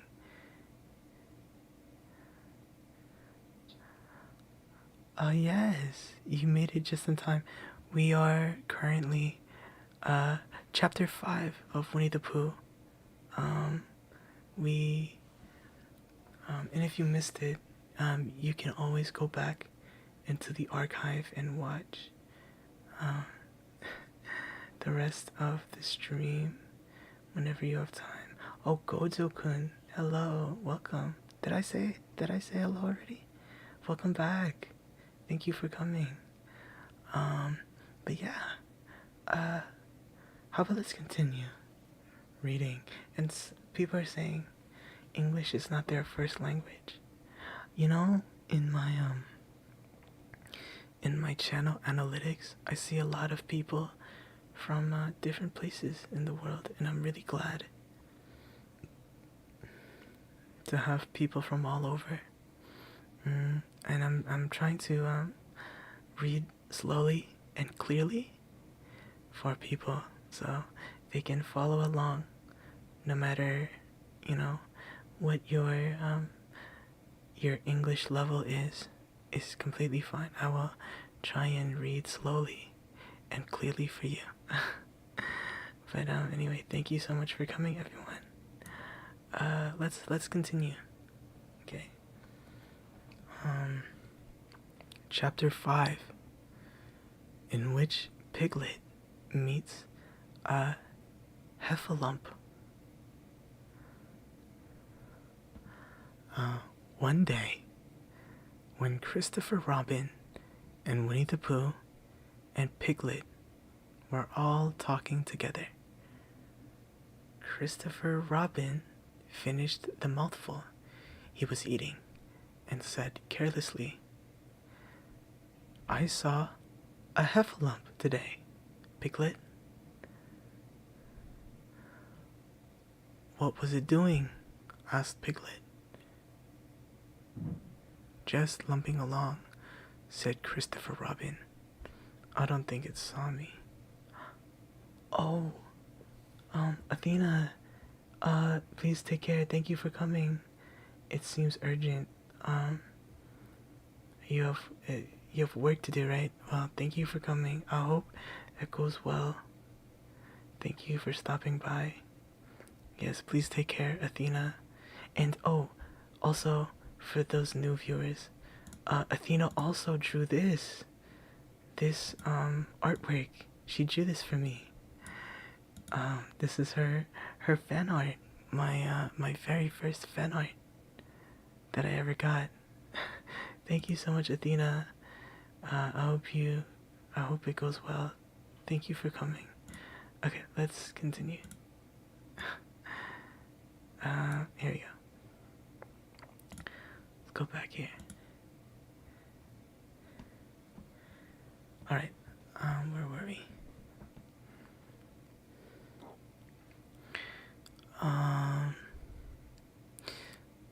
Just lumping along, said Christopher Robin.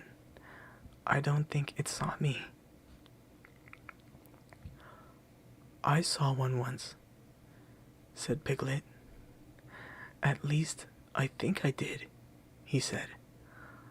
Only perhaps it wasn't. So did I, said Pooh, wondering what a Heffalump was like.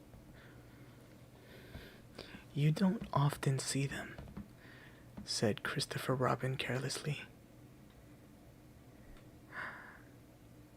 Not now, said Piglet. Not at this time of year, said Pooh.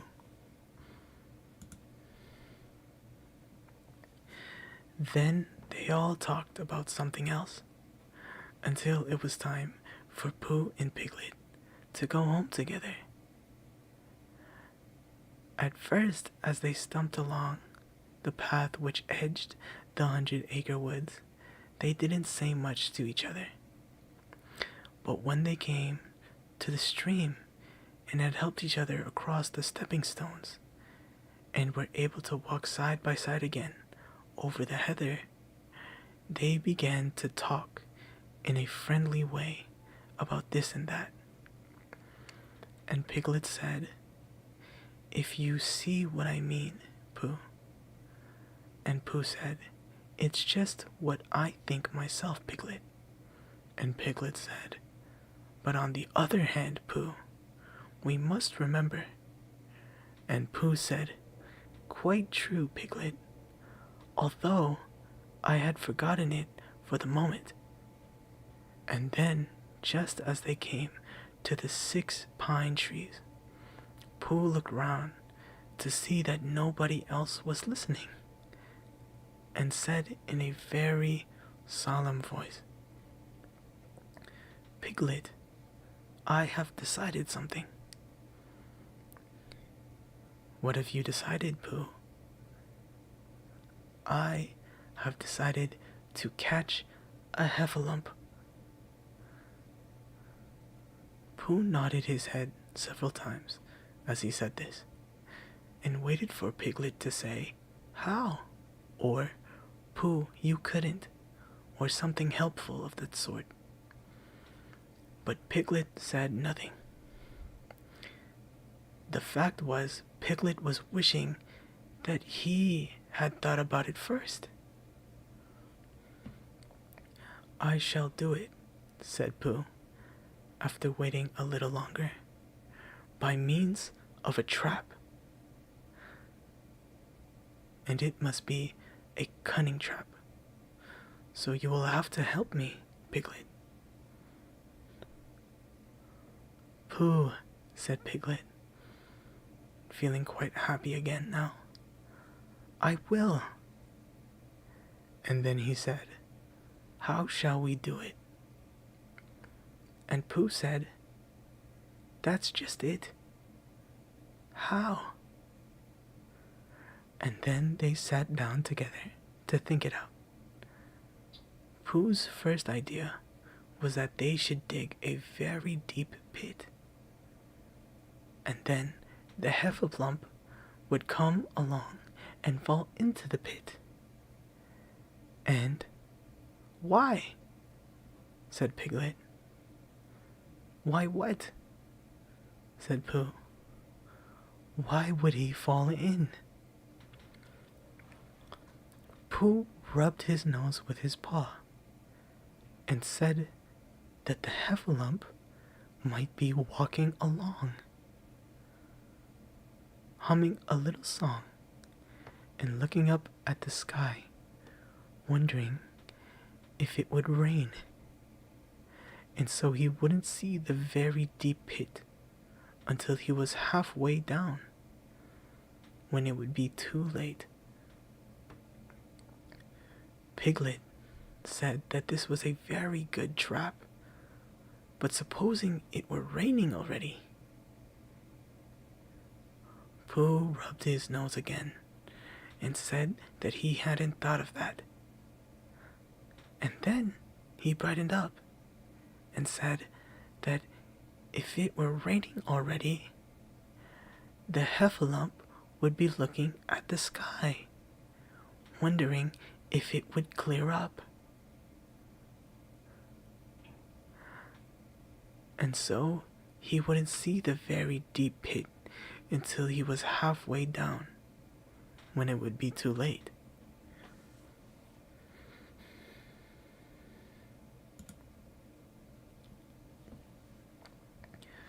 Piglet said that, now that this point had been explained, he thought it was a cunning trap.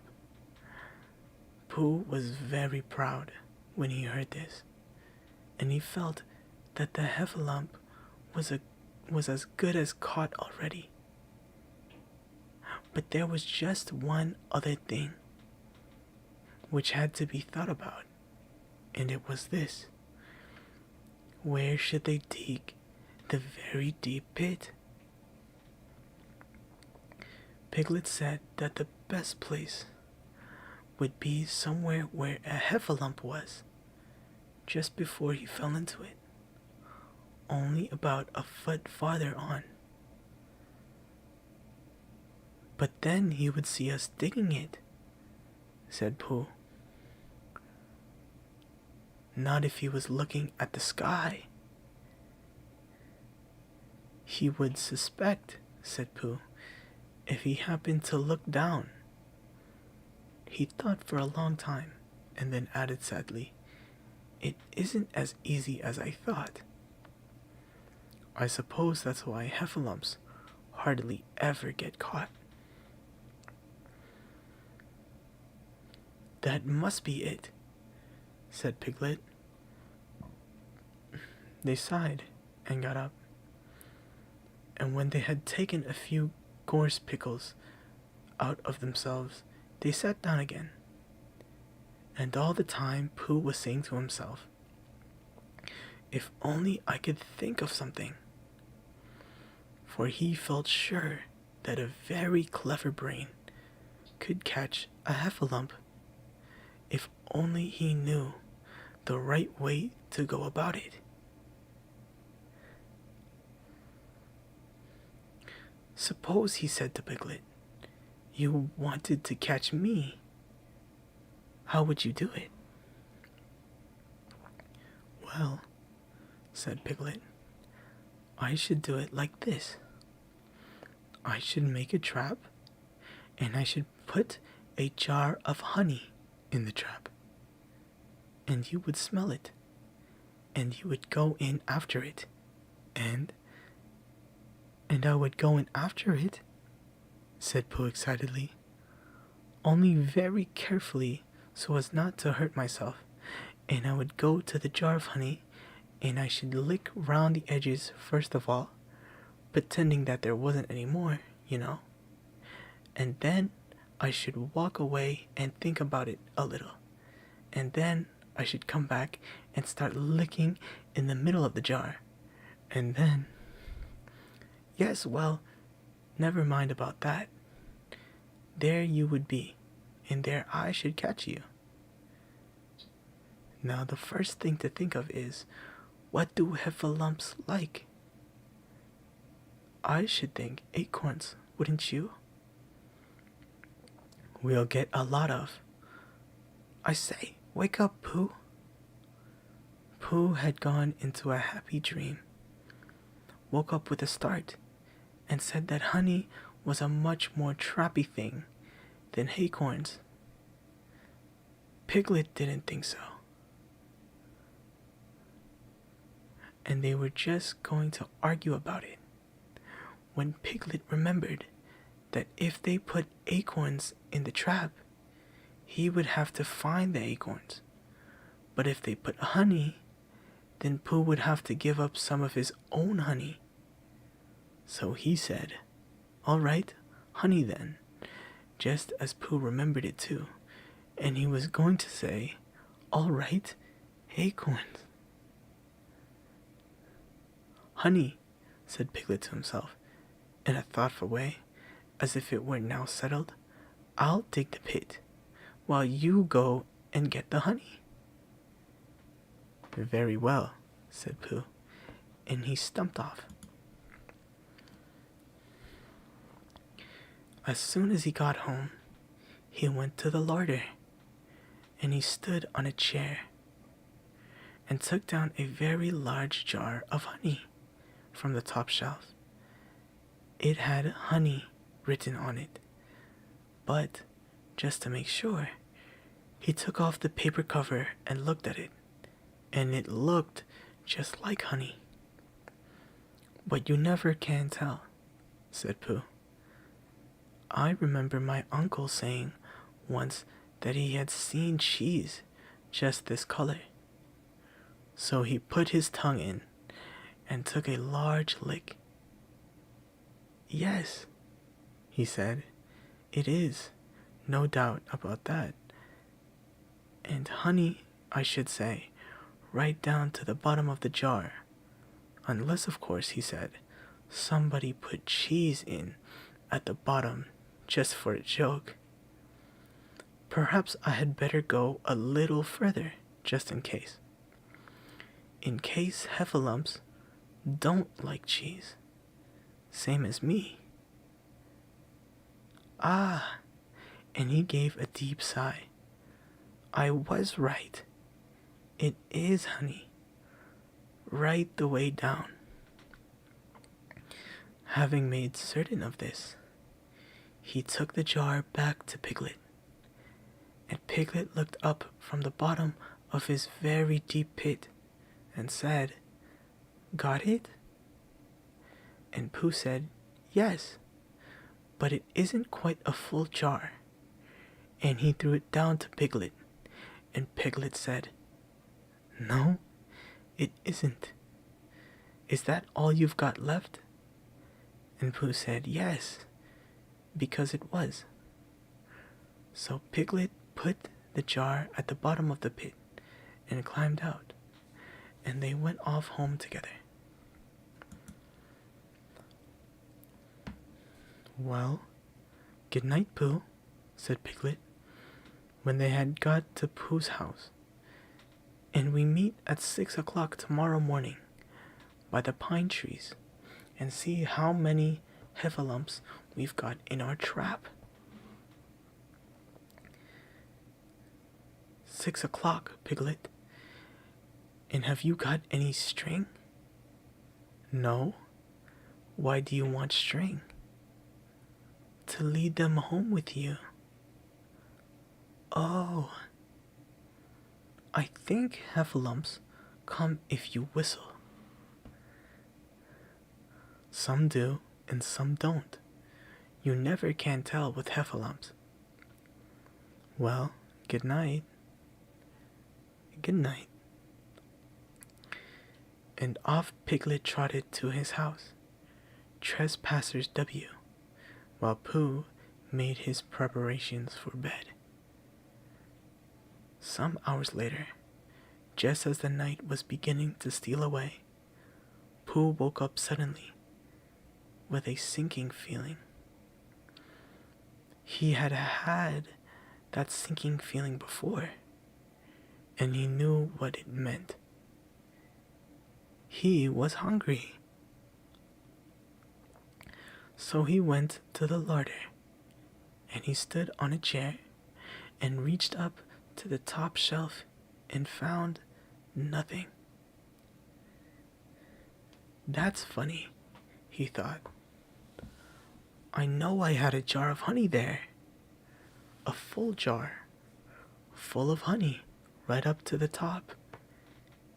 And it had honey written on it, so that I should know it was honey.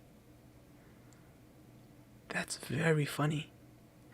And then he began to wander up and down, wondering where it was and murmuring a murmur to himself like this: "It's very, very funny, 'cause I know I had some honey, 'cause it had a label on saying honey.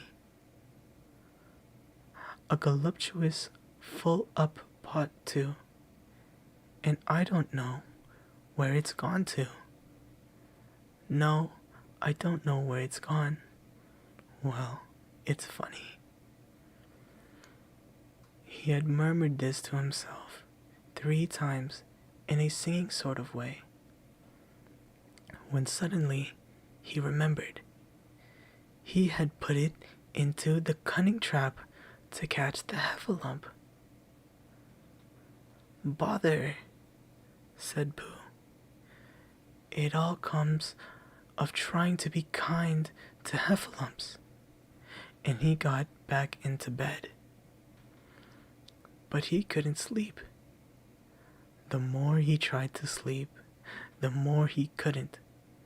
He tried counting sheep, which is sometimes a good way of getting to sleep.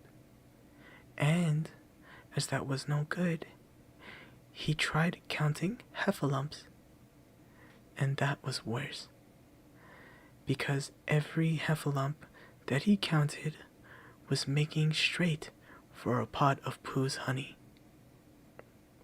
and eating it all. For some minutes he lay there miserably, but when the 587th heffalump was licking its jaws and saying to itself, "Very good honey this, I don't know when I've tasted better," Pooh could bear it no longer.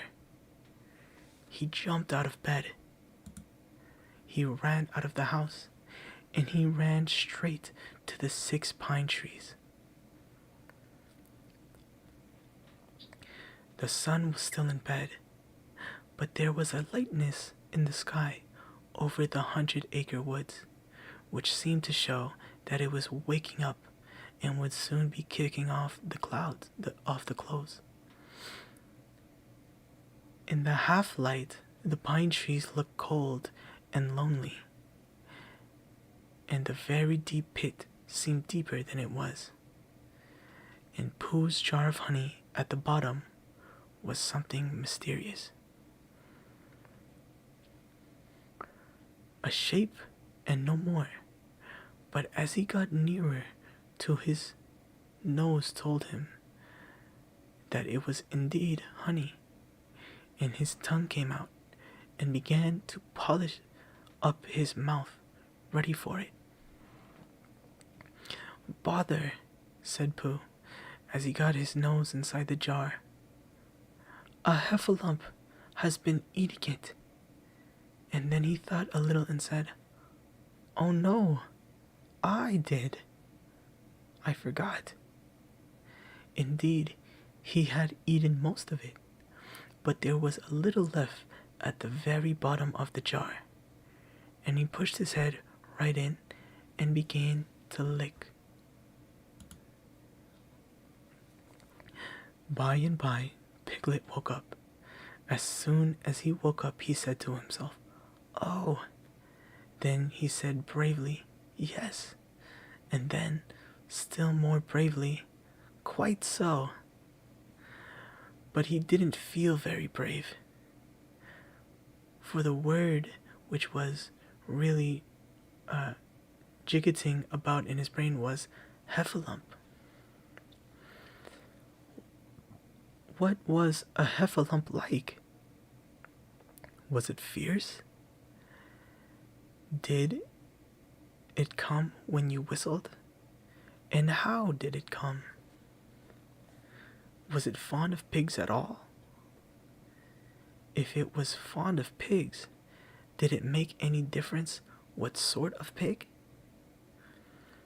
Supposing it was fierce with pigs, would it make any difference if the pig had a grandfather called Trespassers William?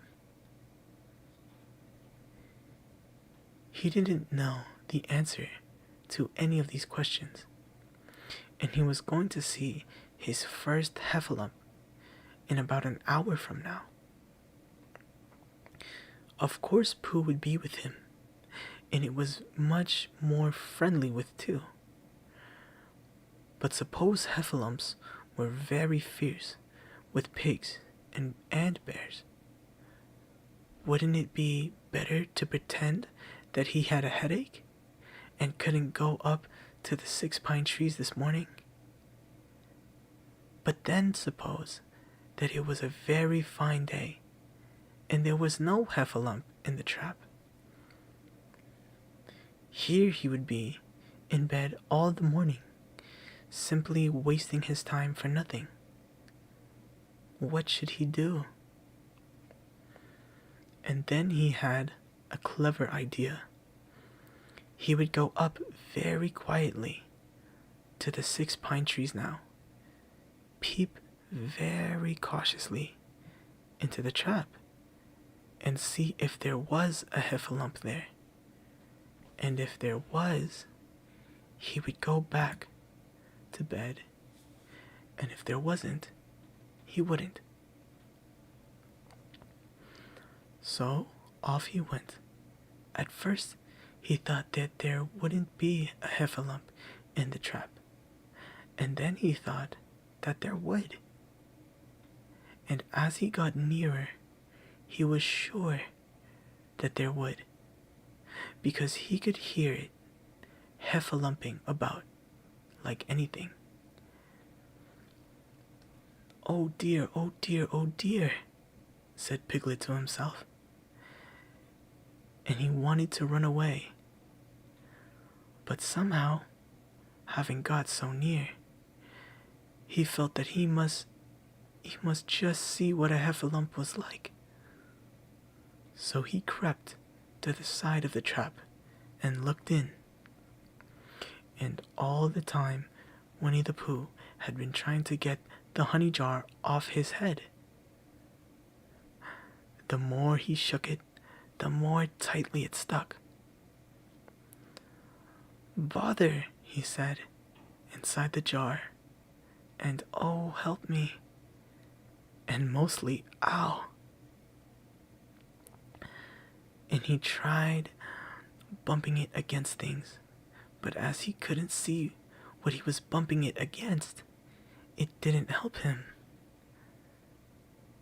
And he tried to climb out of the trap, but as he could see nothing but jar, and not much of that, he couldn't find his way. So at last, he lifted up his head, jar and all, and made a loud, roaring noise of sadness and despair. And it was at that moment that Piglet looked down. "Help! Help!" cried Piglet. "A heffalump! A horrible heffalump!" And he scampered off as hard as he could, still crying out, "Help! Help! A horrible hoffalump! Hoff, hoff! A hellable horralump! Haul, haul!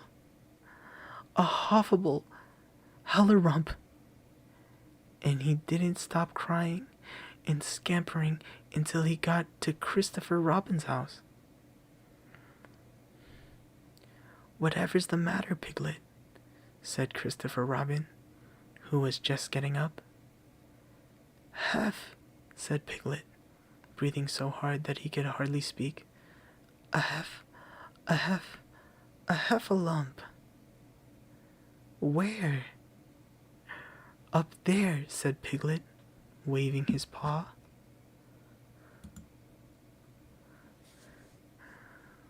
"What did it look like?" Like, it had the biggest head you ever saw, Christopher Robin. A great, enormous thing. Like nothing. A huge, big, well, like I don't know. Like an enormous, big nothing. Like a jar."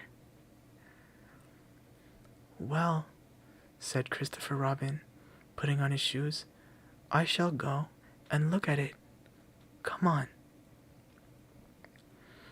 Piglet wasn't afraid if he had Christopher Robin with him, so off they went. "I can hear it, can't you?" said Piglet anxiously as they got near. "I can hear something," said Christopher Robin. It was Pooh, bumping his head against a tree root he had found. "There," said Piglet. "Isn't it awful?" And he held on tight to Christopher Robin's hand. Suddenly, Christopher Robin began to laugh. And he laughed, and he laughed, and he laughed. And while he was still laughing, crash! Went the heffalump's head against the tree root. Smash went the jar, and out came Pooh's head.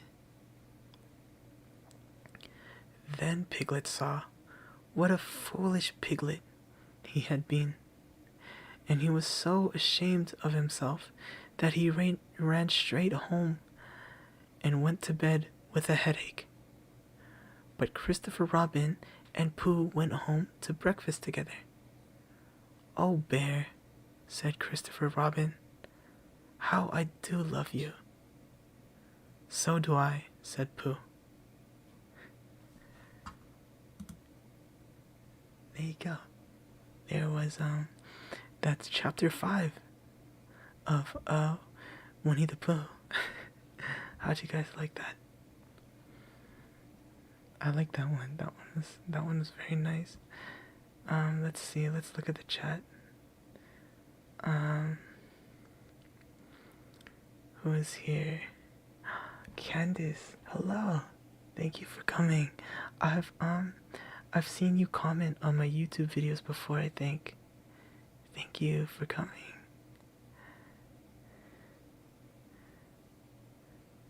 Oh, thank you. Thank you, Sydney. Thank you. That's so kind of you. I hope you guys like this one.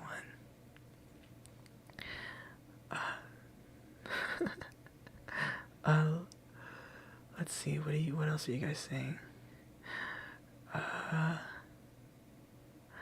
Yes, if you guys are sleepy, please go ahead and get some rest if you can. It's getting late for a lot of you, and it is a weekday, so it's best if you get some rest. But thank you for coming and joining us today. I don't know if you can tell, but my voice is getting really tired.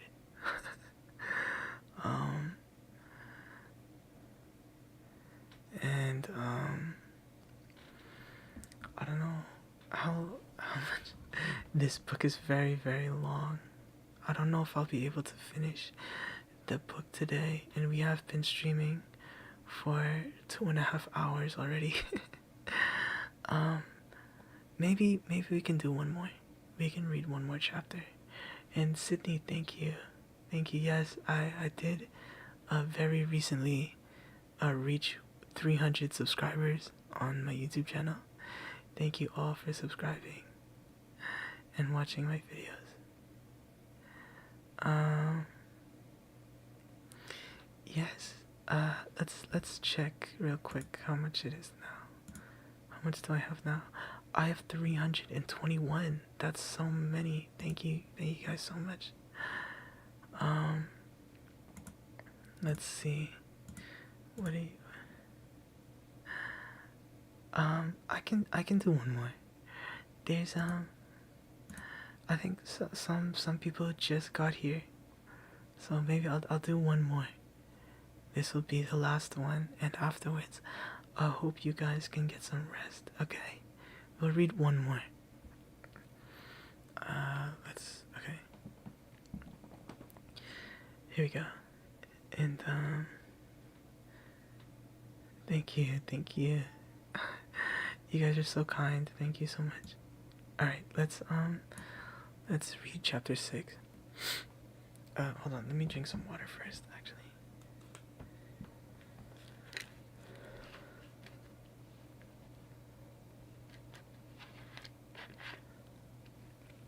Oh, and would you like to hear it? I know some of you like to hear me drinking water. Okay, wait.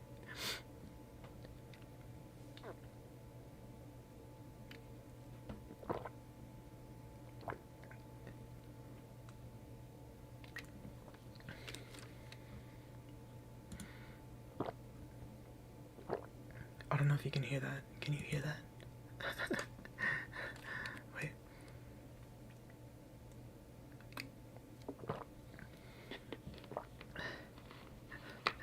I don't know if the mic is picking that up.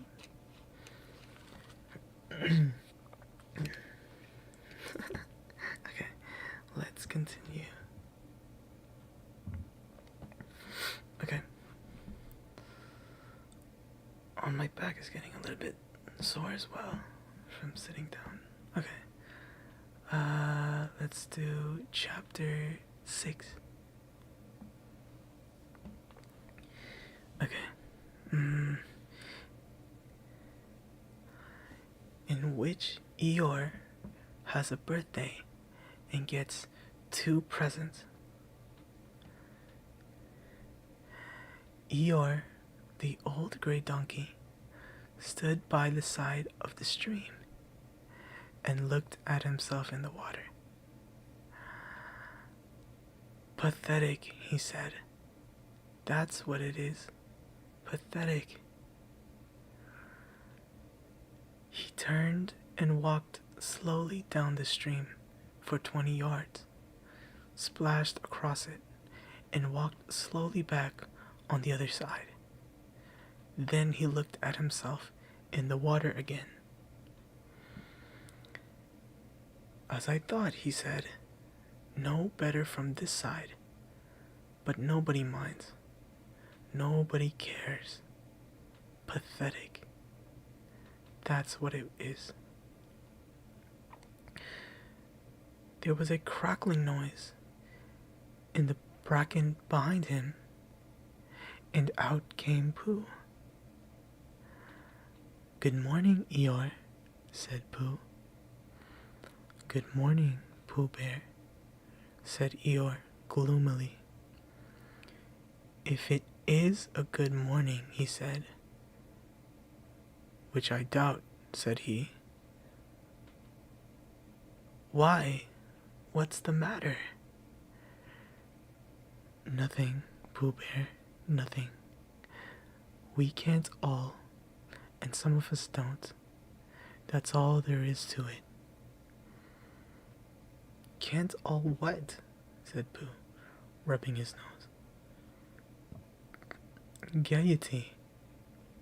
Song and dance.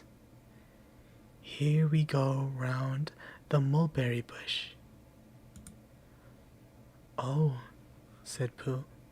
He thought for a long time and then asked, what mulberry bush is that?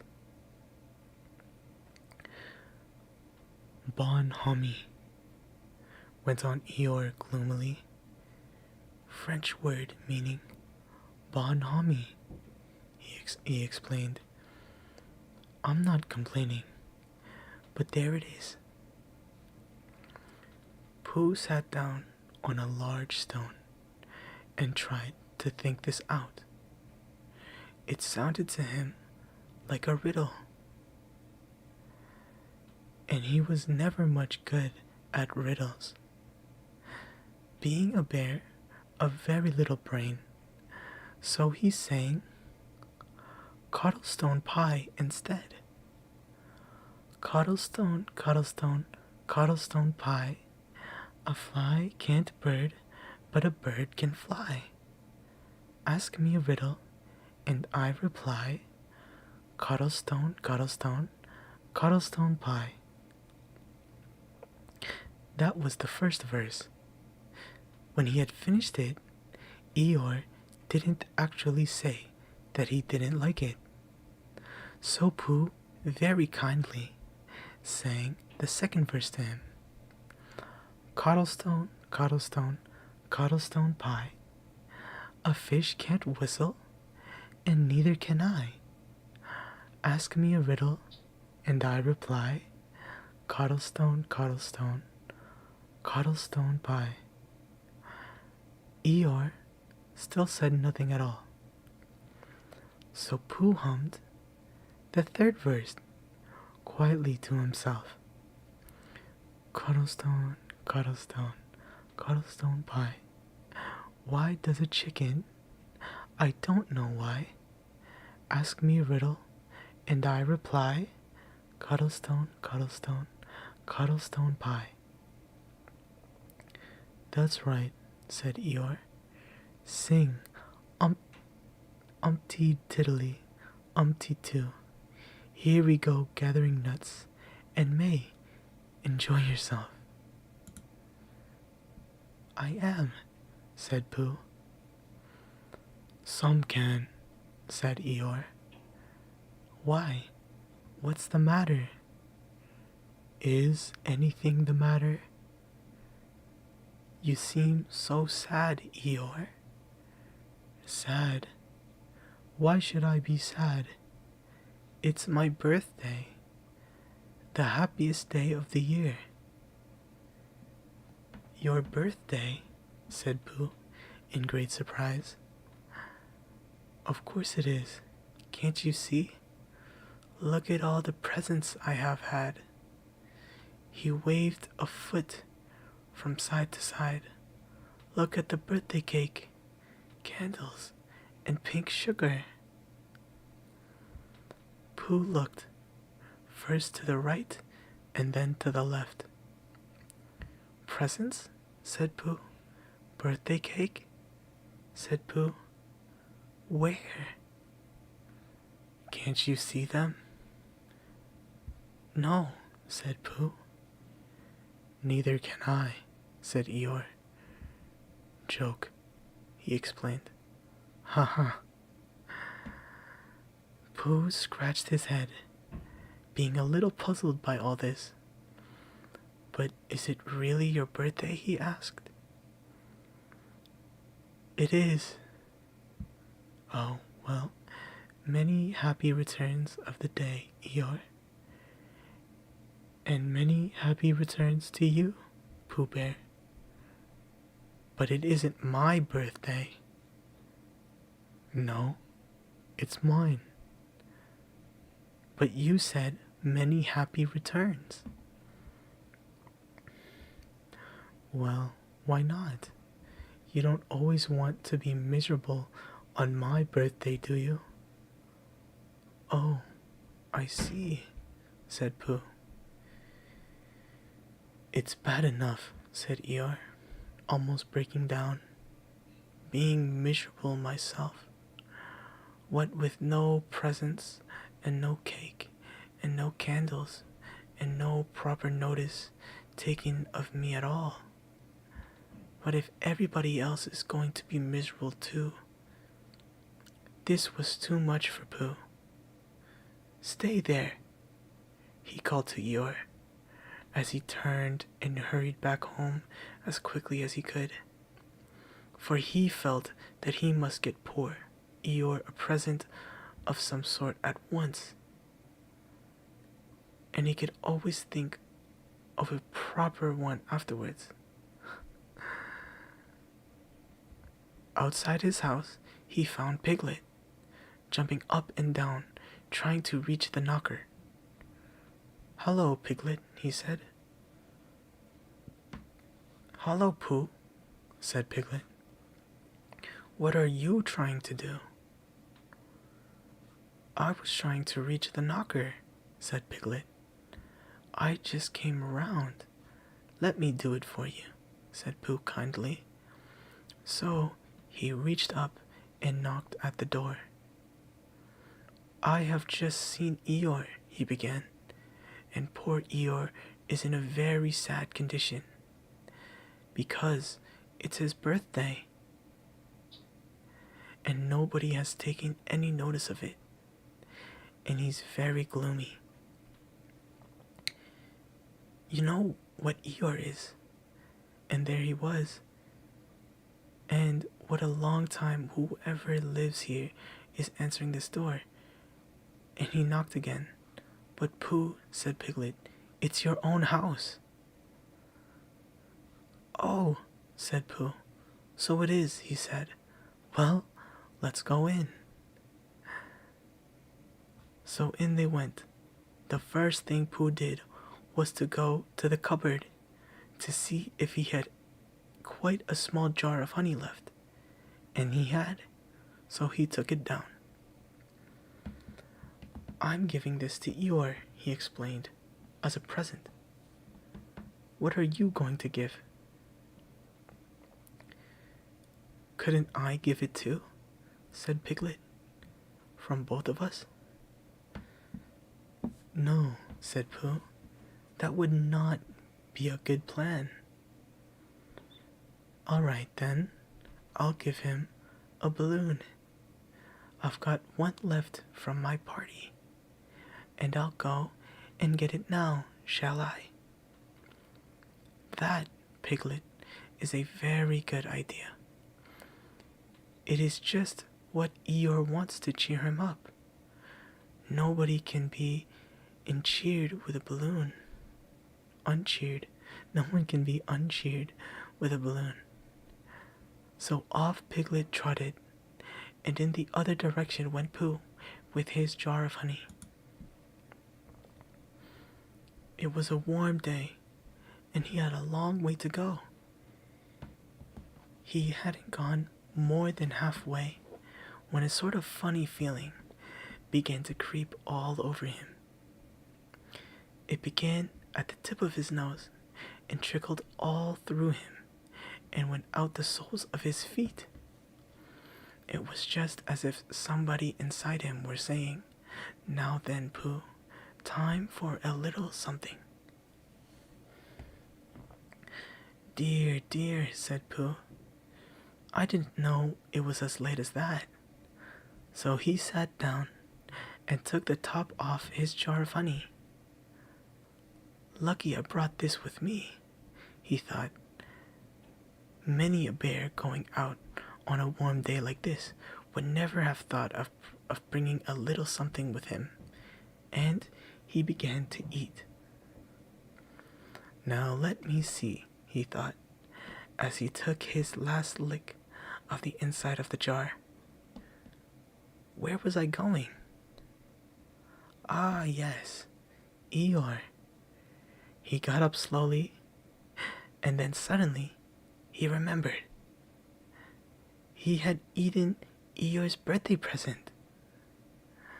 "Bother," said Pooh. "What should I do?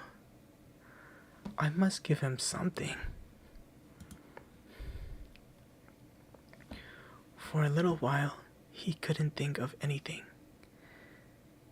Then he thought, well, it's a very nice pot, even if there's no honey in it. And if I washed it clean and got somebody to write a happy birthday on it, Eeyore could keep things in it, which might be useful.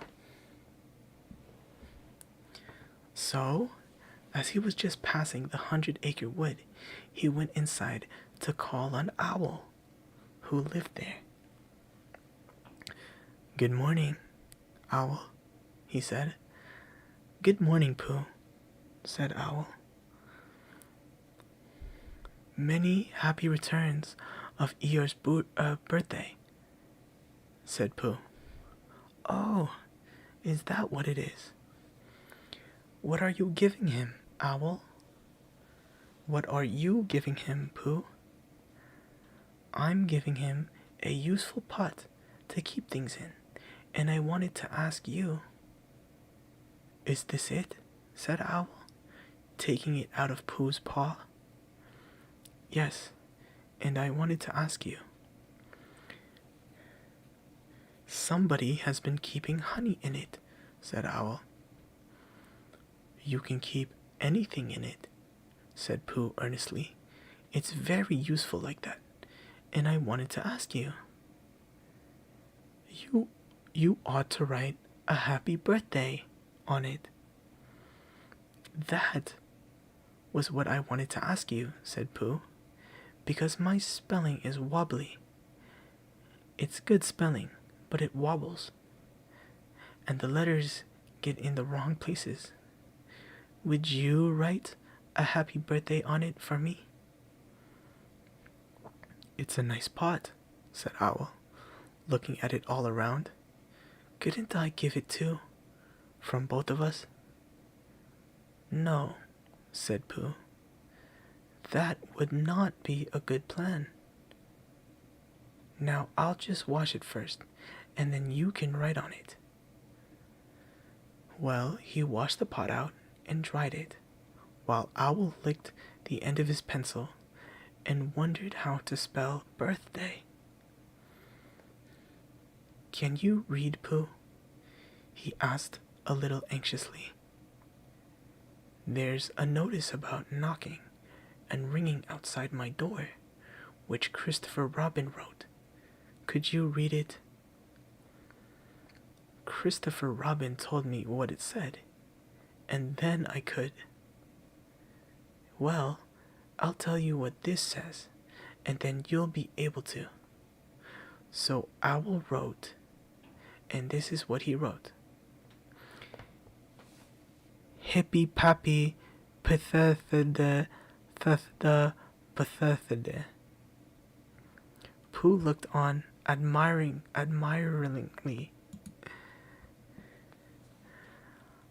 I'm just saying, a happy birthday, said Owl carelessly. It's a nice long one, said Pooh, very much impressed by it. Well, actually, of course, I'm saying a very happy birthday with love from Pooh. Naturally, it takes a good deal of pencil to say a long thing like that. Oh, I see, said Pooh. While all this was happening, Piglet had gone back to his house to get Eeyore's balloon. He held it very tightly against himself so that it shouldn't blow away. And he ran as fast as he could so as to get to Eeyore before Pooh did. For he thought that he would like to be the first one to give him a present. Just as if he had thought of it without being told by anybody, and running along and thinking how pleased Eeyore would be. He didn't look where he was going, and suddenly he put his foot in a rabbit hole and fell down flat on his face. Piglet lay there, wondering what had happened. At first he thought that the whole world had blown up. And then he thought that perhaps only the forest part of it had.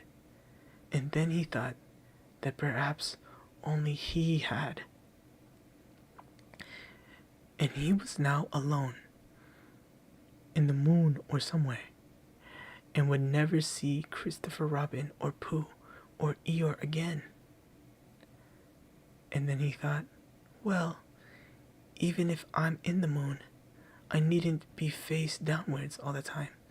So he cautiously up and looked about him. Well, that's funny, he thought.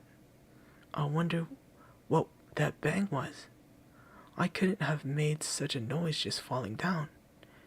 And where's my balloon? And what's that small piece of damp rag doing? It was the balloon. Oh dear, said Piglet. Oh dear. Oh dearie, dearie, dear. Well, it's too late now. I can't go back. And I haven't another balloon. And perhaps Eeyore doesn't like balloons so very much. So he trotted on, rather sadly now, and down he came to the side of the stream where Eeyore was, and called out to him. Good morning, Eeyore, shouted Piglet. Good morning, little pig, said Eeyore. If it is a good morning, he said, which I doubt, said he. Not that it matters, he said. Many happy returns of the day, said Piglet, having now got closer. Eeyore stopped, looking at himself in the stream, and turned to stare at Piglet. Just say that again, he said. Many happy... Wait a moment. Balancing on 3 legs, he began to bring his 4th leg very cautiously up to his ear. I did this yesterday, he explained, as he fell down for the 3rd time. It's quite easy. It's so as I can hear better. There, that's done it. Now then, what were you saying? He pushed his ear forward with his hoof, Many happy returns of the day, said Piglet. Meaning to me? Of course, Eeyore. My birthday? Yes. Me having a real birthday? Yes, Eeyore. I've brought you a present. Eeyore took down his right hoof from his right ear, turned round, and with great difficulty put up his left hoof. I must have that in the other ear, he said. Now then. A present, said Piglet very loudly. Meaning me again? Yes. My birthday still? Of course, Eeyore. Me going on having a real birthday? Yes, Eeyore, and I brought you a balloon. Balloon, said Eeyore. You did say balloon. One of those big colored things you blow up? Gaiety, song and dance. Here we are and there we are. Yes, but I'm afraid I'm very sorry, Eeyore. But when I was running along to bring it to you, I fell down. Dear, dear, how unlucky. You ran too fast, I expect. You didn't hurt yourself, little Piglet?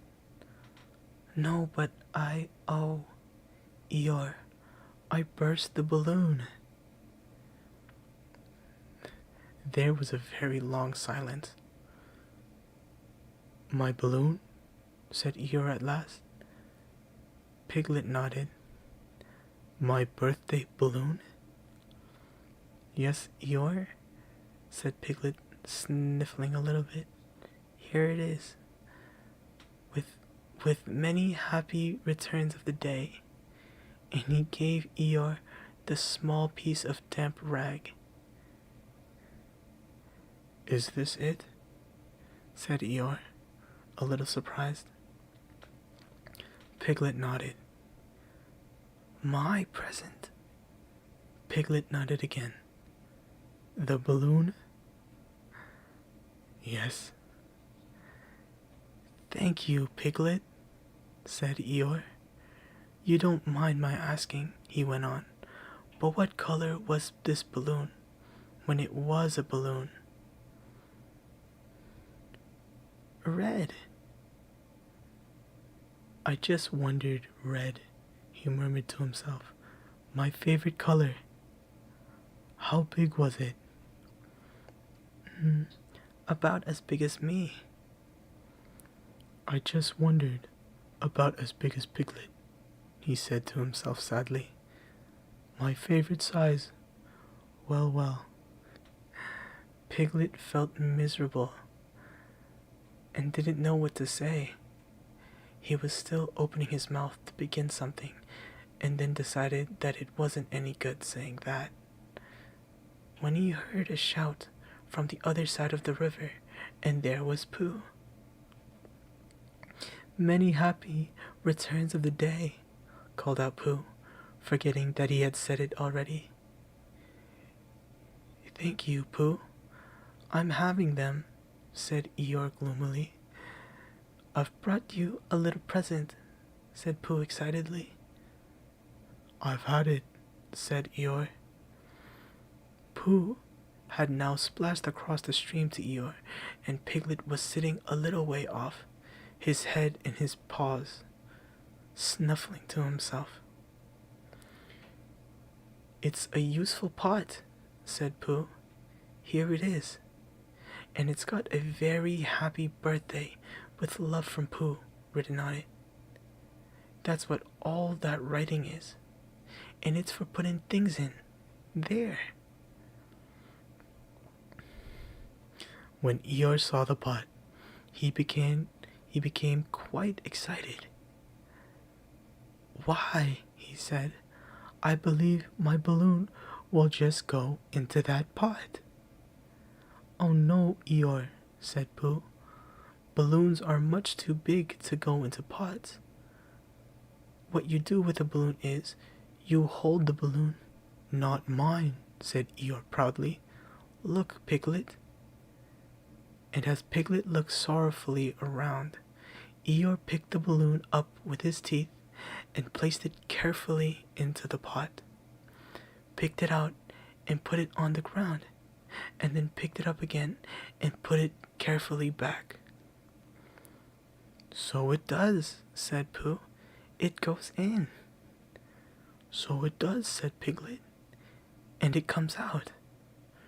Doesn't it? Said Eeyore. It goes in and out like anything. I'm very glad, said Pooh happily, that I thought of giving you a useful pot to put things in. I'm very glad, said Piglet, that I thought of giving you something to put in a useful pot. But Eeyore wasn't listening. He was taking the balloon out and putting it back again, as happy as could be. And didn't I give him anything? Said Christopher Robin sadly. Of course you did, I said. You gave him, don't you remember, a little. I gave him a box to paint things with. That was it. Why didn't I give it to him in the morning? You were so busy getting his party ready for him. He had a cake with icing on the top and 3 candles and his name in pink sugar and... Yes, I remember, said Christopher Robin. And that's it. That's it for chapter 6. What a lovely story. I like this one very much. That was so nice. I'm glad you guys are enjoying it as well. Let's see what's going on in the chat. I saw on the corner of my eye. Looks like Scarlett stopped by for a little bit. Hello, Scarlett. Welcome back. I don't know if you're still here, but thank you for stopping by. I think you were here earlier as well. But thank you. Yeah. Did you guys enjoy this chapter? I thought it was very, very sweet. I like this one. Let's see here. Let me check here. Okay.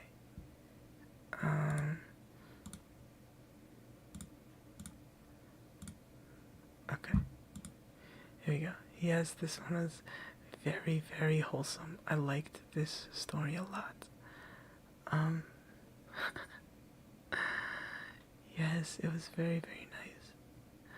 Very nice. Okay, we are going to I think that will be the last one that I read today. I have been reading for quite a while. My throat is getting very sore and my back too.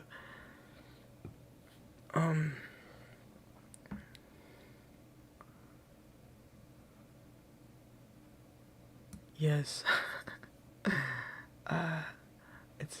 It's getting pretty late for a lot of you. I hope you guys will have a good rest.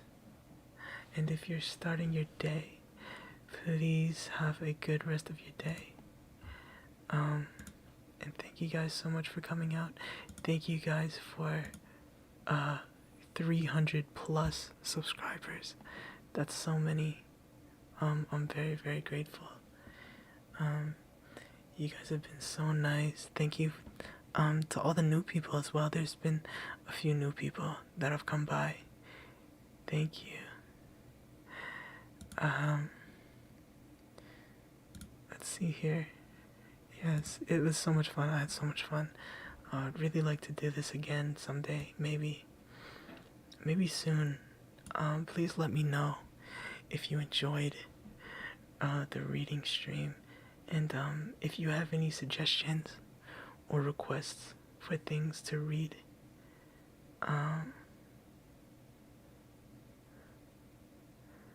Yes, please. Thank you, thank you. Thank you, I will have a good rest, thank you. Virtual kisses. Oh, thank you, I'll send some back.